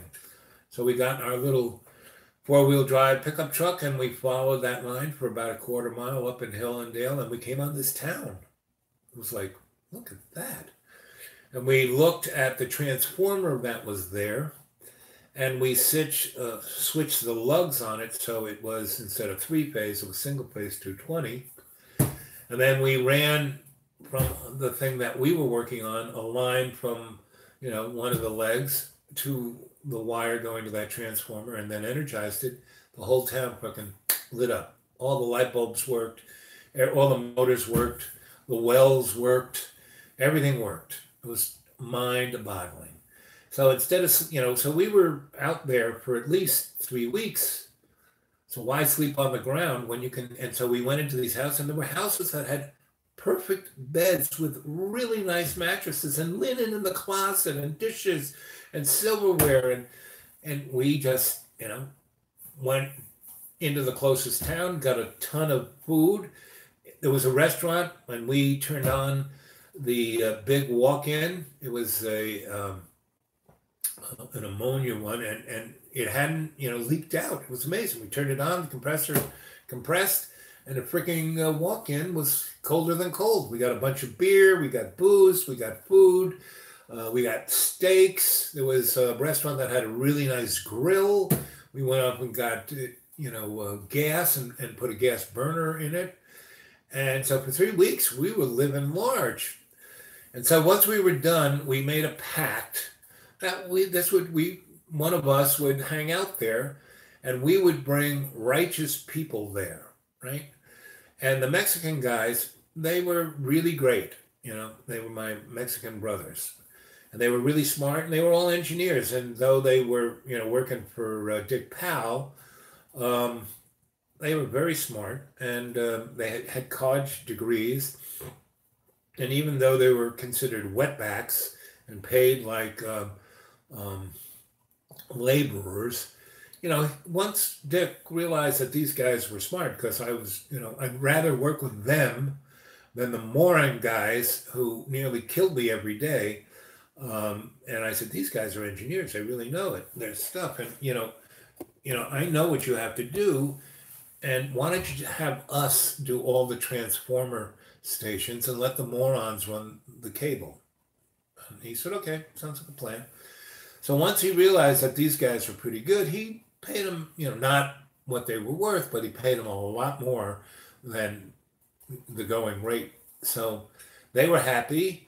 We were buds. We found this little town, and it was our town. And for a good 6 months, we'd bring our families there. And the Mexican guys basically took their families there and left them there because it was better, safer, nicer. And then they got some of their, sisters and brothers who were like teachers and doctors, and, started a little town out there. And kept it on the very down low. And I was out in New Mexico for 3 years. So I had a lot of different friends. I had my Mexican friends, my Chicano friends, and my Hopi friends. I had my musician friends, my jazz friends from Albuquerque, from all the clubs. I had my Tesla wild, crazy science friends. And from Santa Fe, I had a lot of, painter friends and theater and writer friends. And so I basically started bringing them there for long weekends and funds, and a number of them moved in. The artist guys wanted studios, no rent. My,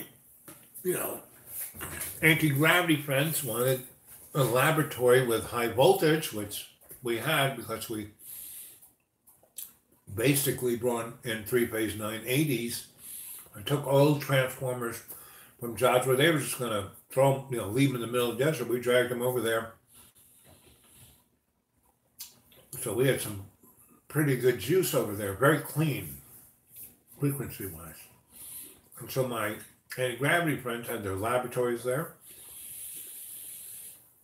Musician friends, it was a big musical. I had amazing acoustics.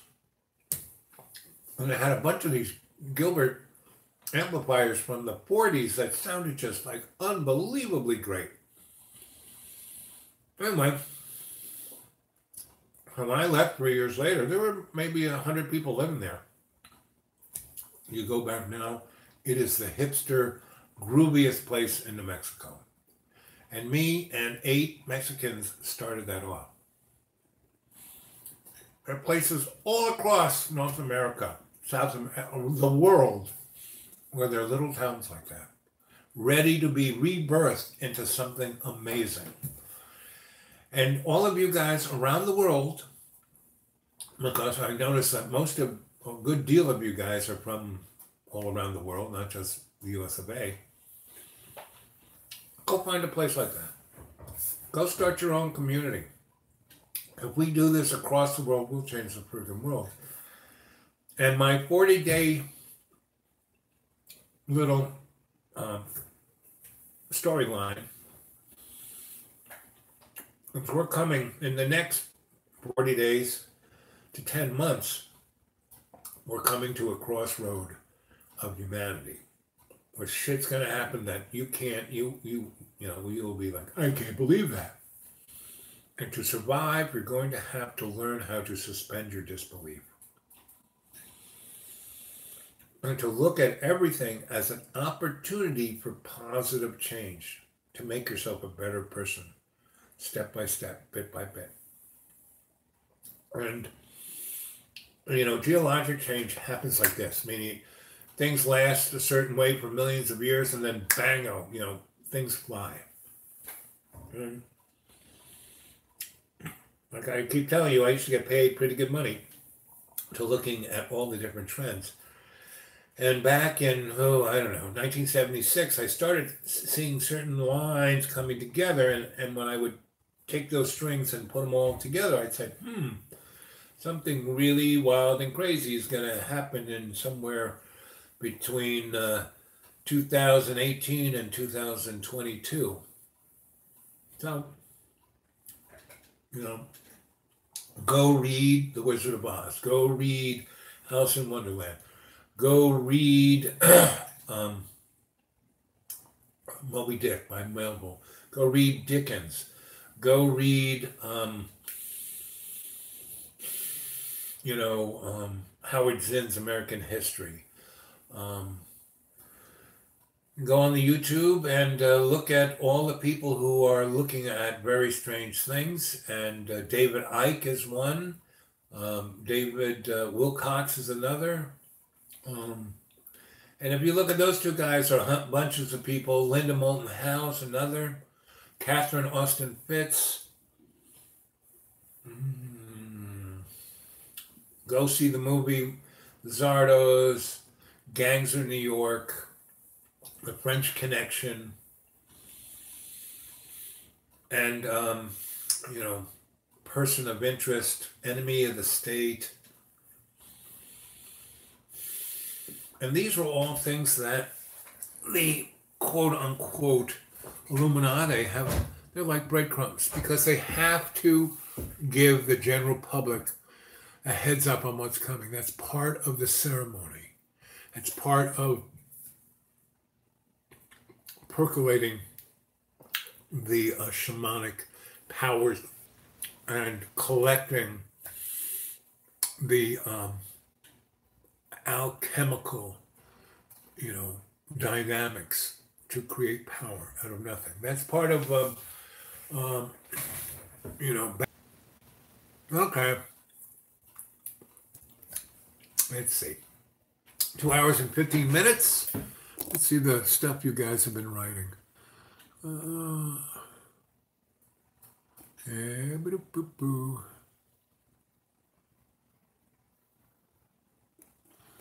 Okay.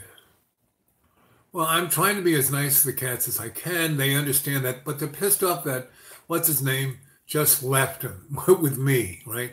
And they can't manipulate me like they do. Yeah, I feed them. I try to be nice to them, but they are they really like being out in the woods. They're real hunters. So, they do that. And they want to come in, they get up on the wood pile and tap on the window.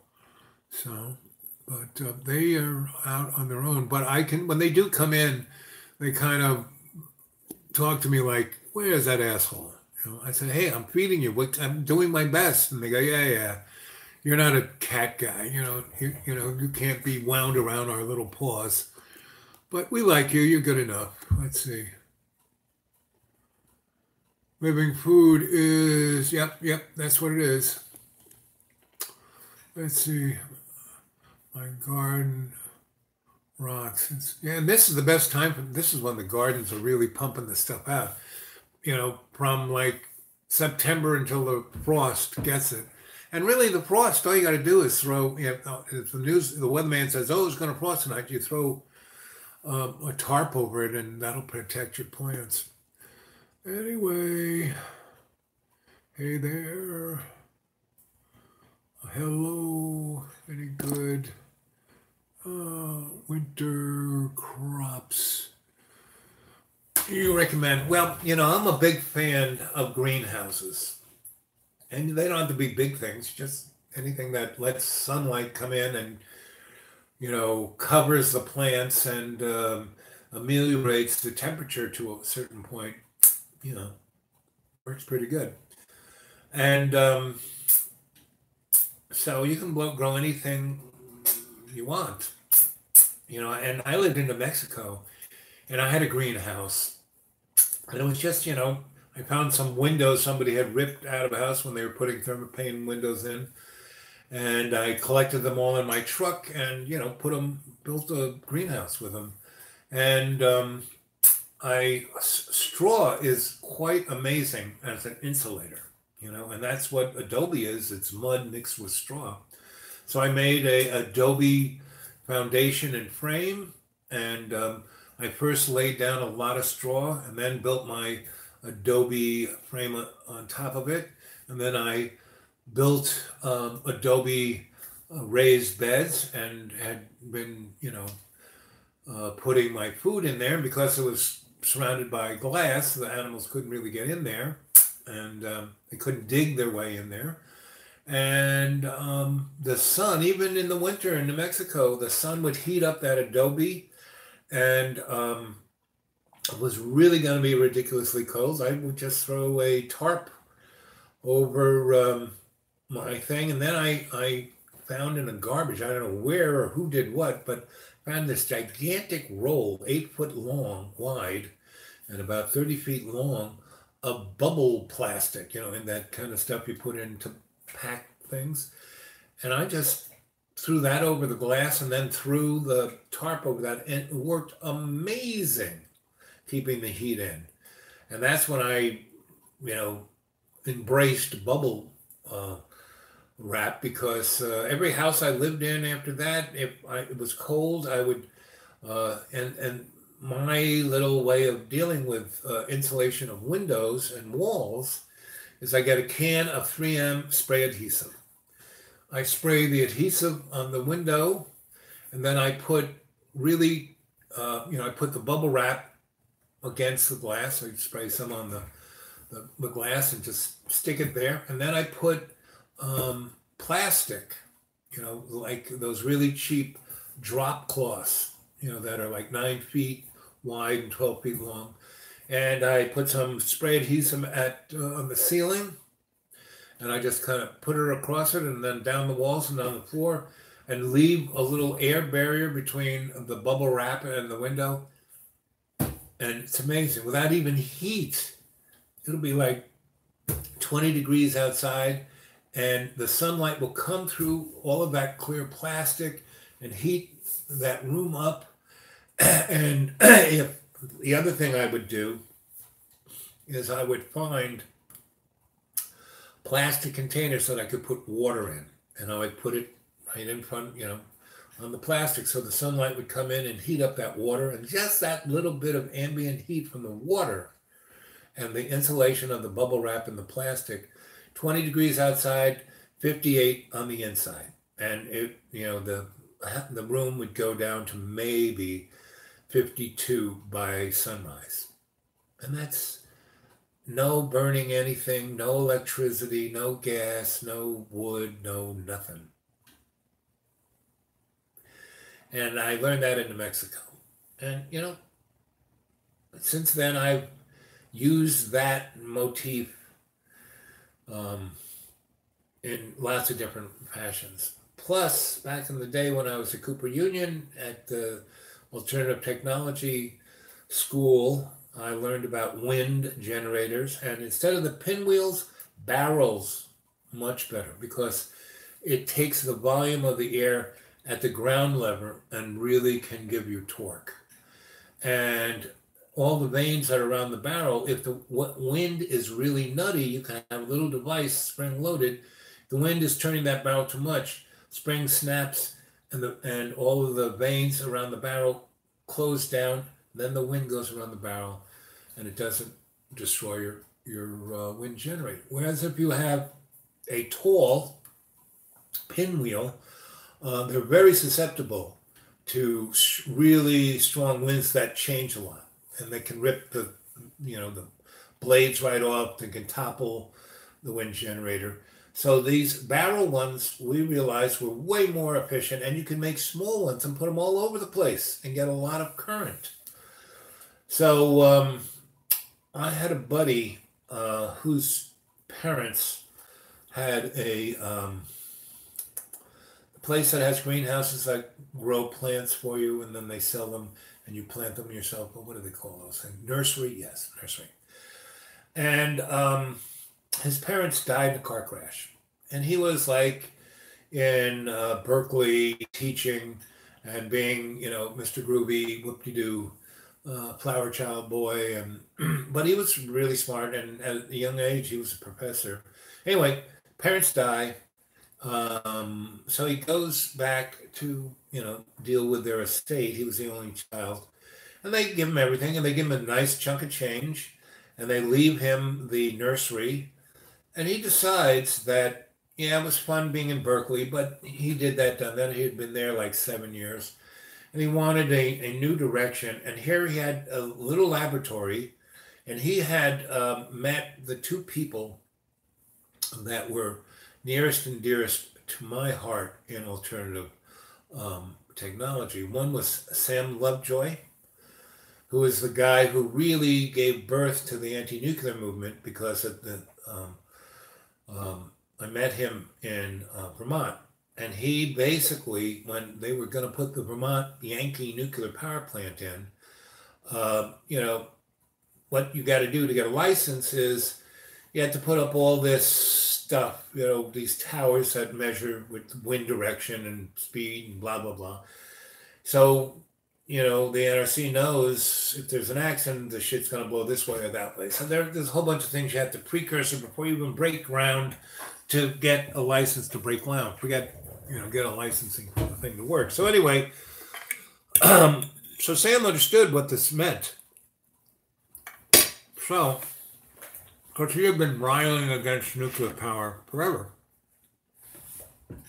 So I was with Sensei, and here's this guy at the Putney Co-op trying to get people to sign a petition. Nobody cared, There were all these city folk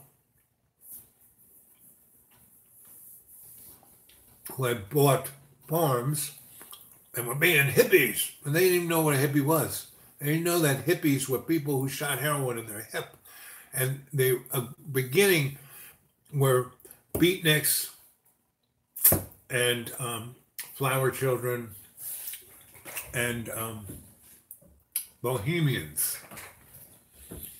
I was between a bohemian and a flower child. I was both of those. Anyway, so Sam's at the Putney Co-op, going on about, alternative technologies and da-da-da. And I had been at Cooper Union, and so, and I'd been at Los Alamos, and I'd been a lot of places. So I was, yeah, hey, buddy, what do you need? Come and, do you have a place to stay? And he was like, well, not really. I'm kind of camp. I said, well, you need to come to the Hambu. So he came there, and he was amazed at what we were doing. And so he said, okay. So he went from that to what he did was they put up all these towers. He went there with cable cutters, and he cut all the stays of these towers, and the towers just kind of came tumbling down. And they had a guard there, an old guy, and a crashing sound. So he called the sheriff. And when the sheriff and the fire department came up, because they thought it was like,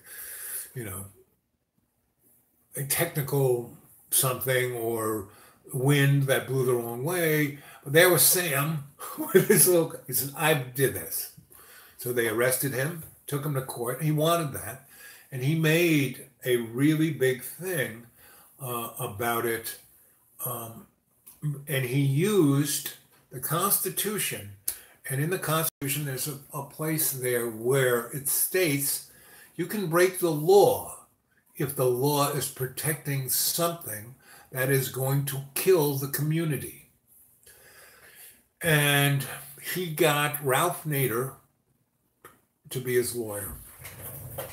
And Ralph was an amazing lawyer, went to Harvard Law School. Instead of making a lot of money, he became Ralph Nader, right? He was like amazing guy. And that's when I learned about Ralph Nader and became buddies of that, NYPIRG. When I went back to New York, I joined NYPIRG, New York Public Interest Research Group.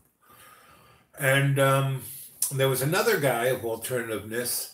He was an Italian architect who built, I forget his name, but he built these things called earth shifts. And basically what he did was he had a backhoe, he dug a hole in the New Mexico desert. He then started lining tires up and building, a wall, and then he would put adobe into the tire and around the tire, and then put another level of tires, and he would do that. And then where he wanted windows, he would take wine bottles and line them up and put adobe between them, and he would have these beautiful stained glass windows of wine bottles. And so those were my two patron saints of alternative technology. And so when I was with my friend at Woodstock in, I guess, 80 something, early 80s, he he called me up and said, "Hey, I'm moving into Woodstock. You want to come and visit?" And I said, "Sure." And so what he did was, instead of running his parents' business, because he had a nice chunk of change, and he's a pretty smart guy, and so he invested about half of it in things that he would make more money just from the interest of his investments than the money, like bonds and certain things that were stable, not big time, but it didn't go up or down, but it gave him a chunk of change every month. And the rest, he kind of plowed into his research of alternative technology. And so what we did with the greenhouses, and these are pretty, he had about 2 acres under glass. And it had heat, and I mean, it had an environment, his parents were growing orchids during the winter and these things, and they were triple glazed, they had, it was like they made it themselves, triple insulated glass greenhouses, so they were really well tight, and they had water barrels collecting heat, right? So they kind of had a sensibility of alternative technology. And his parents died in a car crash. That's why both of them went like that. And until I embraced what they were trying to do there, and he was like, not, they were trying to make money so they could give him some change. They didn't expect to die as soon as they did. They died in their late 50s. So anyway, what we did was we went to, I noticed, we were driving by like this junkyard, and there were these stainless steel tanker trucks that had been smushed, right? And they were there as just, scrap stainless steel. And we went to see them, and there's 2 of them. And they were big. They were like, 30 feet long. They were like 19,000 gallon tanker trucks. And they were food grade, meaning these trucks transported milk. So we bought them for $1,000, both of them, like $500 a piece. One end was smushed, but the back end that had the wheels was fine. So we got a guy with a big tow truck to just hook it up to a tow truck, and it wasn't that far. It was maybe 15 miles from where his place was. And we took them on the lot, and we opened one side of each of the greenhouses, and we had a bulldozer, and we put down hay and stuff, and that kind of made it into mud, mushiness. And we watered it down, and then we had the bulldozer push this tank into the greenhouse. And then we took a arc cutter and cut the tank in half. We cut off the mushed end, and then walked in there and cut the tank in half, and then we used a come along to pull the top part off. So we had two tanks. We then, built a sluice at the end that we had cut off, and we filled it full of water, and we put salmon and bass in the tanks, and we had a salmon and bass thing, and he was really into smoking things, so we made a big smoker, and we smoked salmon and bass, right? Then we made at the end of the greenhouse that we had taken off, we had made a very high kind of roof above the level of the other roof of the greenhouse. And at that end that we cut off and had a sluice, we made a concrete pond there. And we had half of the tank opened to the pond. And what we did in the pond was we had a Ferris wheel, and we had bok choy and vegetables that liked water. And we put it in a substrate and grew. And so the Ferris wheel would come down and dunk the plants in, and then that. And we had about half an acre in each one of those Ferris wheel. And we had 4 of these Ferris wheels. So we were growing, bok choy and other lettucey things that like to grow in water. Anything that we could grow in an aqua environment. And he was Mr. Research on that, and he went and looked at the Japanese did similar things. They actually had supermarkets that had this. So we basically copied what they were doing. And so we were having organic vegetables grown, aquafar, right? And no chemicals at all. And basically the stuff that was a fertilizer of interconnected, system, right? The other thing we did was we had photocells. Arco was one of the major photocell companies, and they were not good at what they were doing. So they had tons of round cells that they would put on panels that they would crack or break or and they would sell them for almost nothing, right? So we bought thousands of these things, and with a magnifying glass and a soldering iron, we kind of repaired them, put them on sheets of plywood, and made almost half an acre of photocells, right?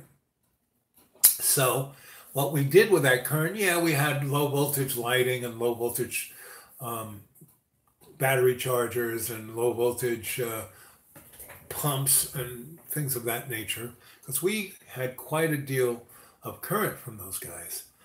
And we went over to the Hudson to where the tugboat guys were, and they had gigantic deep cell batteries that started their gigantic diesel engines of their tugboats, and they needed a lot of charge right at the top.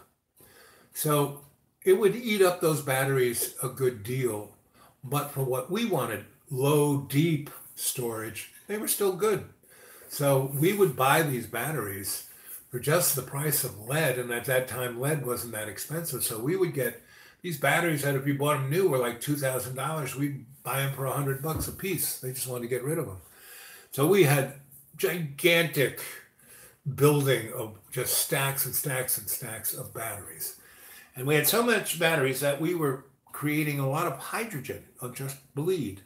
So we kind of made a little way to siphon that off, and we were burning it. And then we realized, if we also take this current and put it into a rough fuel cell, not the exotic fuel cells that Apollo used or space guys used, but just a pressurized tank of water. And we went off to our friendly junkyard again and found all of these Coca-Cola stainless steel tanks that syrup would come in.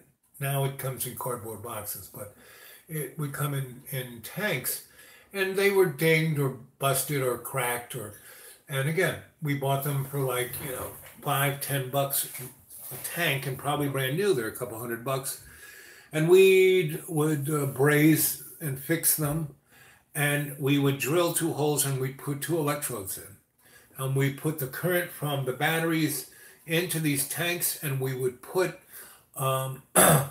basically water in there, and we would put the tank on an angle, and that electrolysis would, and we'd have 2 speedy disconnects with really good hose, armored hose, and these tanks would make oxygen and hydrogen. And by putting them on an angle, and the hydrogen would go up to the upper part, and the oxygen, which was heavier, would be in the lower part.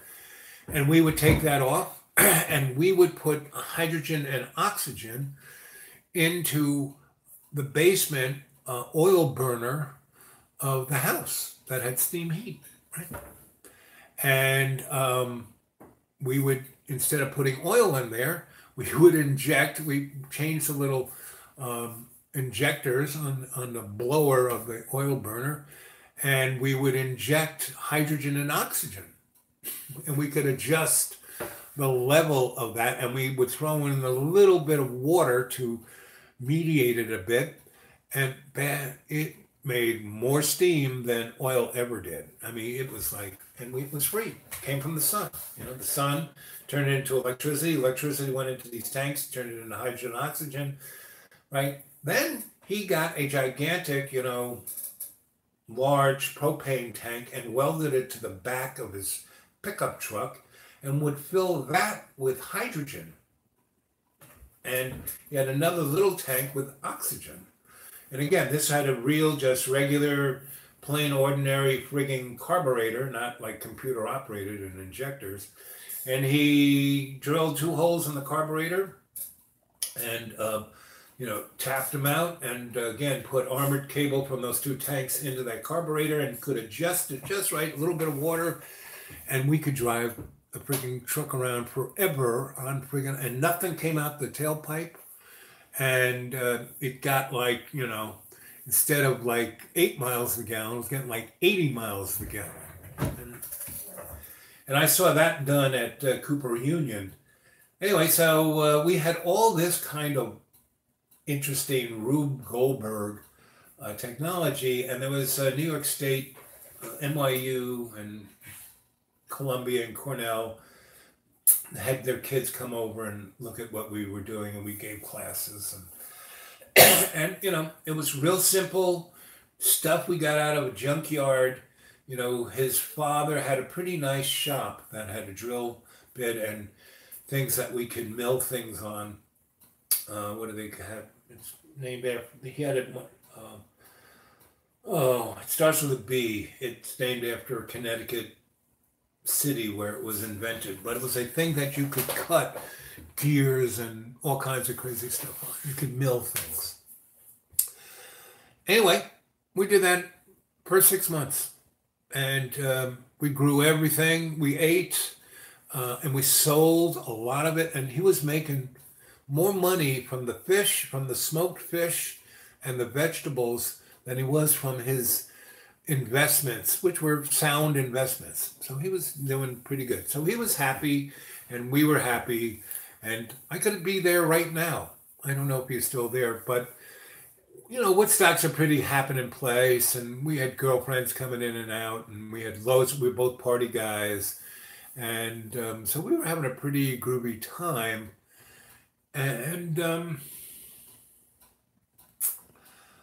that's when my dad kind of got a hold of me and said, "You have to take care of me." I hadn't talked to them in 6 years after they screwed me out of a business my father and I started. But anyway, that's a whole nother story, which I won't go into. And that references to the point of, well, you can tell 2 types of stories.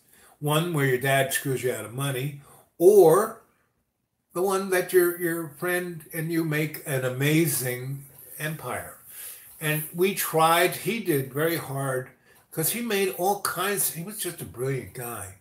And he made aniline dyes out of the plants, so it had nothing to do with oil. So they were like biodegradable, plastics and biodegradable paints, and you could drink the paint, and nobody seemed to want any of this, you know.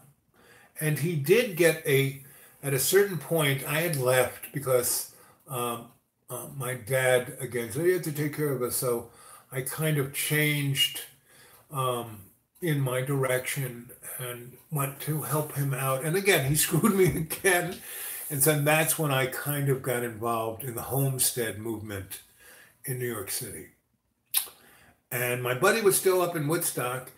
And after about, I don't know, 2 years, I went to visit him.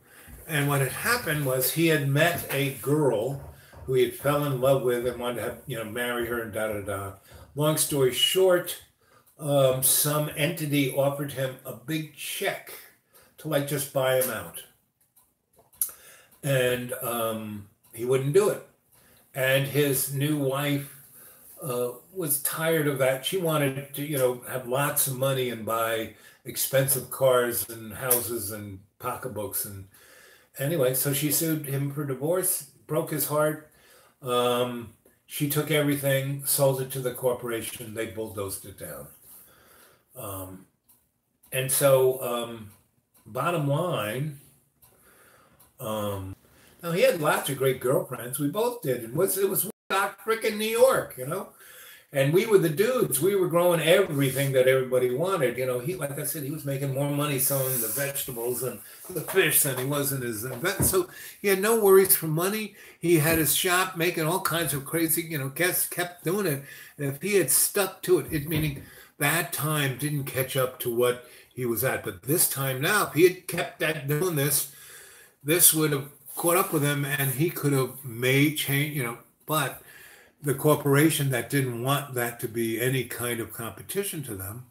I remember one time when I first met this girl, she was nice enough. She was, but he loved her for some reason. I mean, she didn't seem to be any more attractive or any more sexy or any more intelligent or interesting than all the girlfriends that we kind of had. And yet, who knows the heart, right? So he wanted to marry her. Anyway, I hung out. And kind of, because he wanted, like the Dutch uncle, he wanted me to somehow, and I said, there's just something about this girl, I don't know.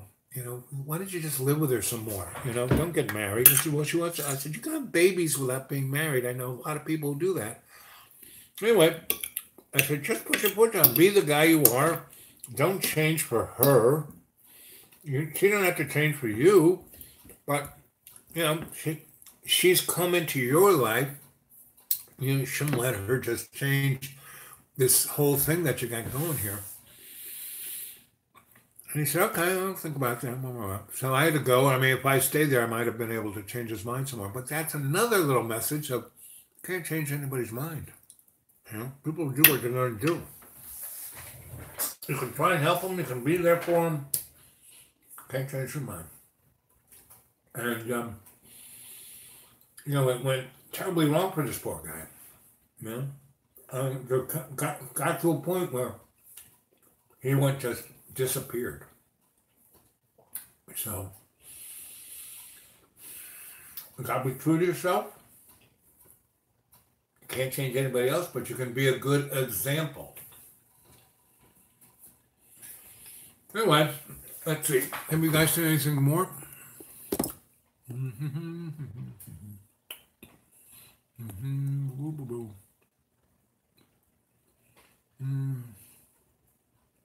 Yep, that's about Trouble Below. That's one of those Aleister Crowley. Aleister Crowley is George W.'s mother's biological father. George H. Bush was married to Barbara Bush. Barbara Bush's biological father was Aleister Crowley. Go Google that one. So she was the daughter of Satan. And half the people who ran NASA belonged to the Church of Satan. Check that one out.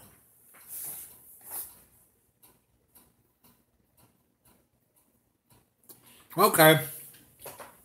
Well, 2 hours and 47 minutes, I think, and a beautiful dinner. Wish you were here.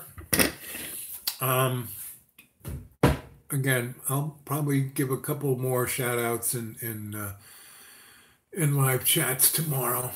And anyone wants to get a hold of me can get a hold of me at whatchamacallit. Blank my mind. The Dude Awake 42 at Gmail. My Gmail is the Dude Awake 42 at Gmail.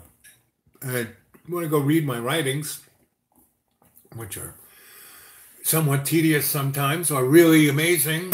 It depends on how you like reading things or how you read things. Is xrated.blogspot.com. That's xrated.blogspot.com. Let's see, anything else to tell you? Oh, yes. So I investigated the Patreon thing.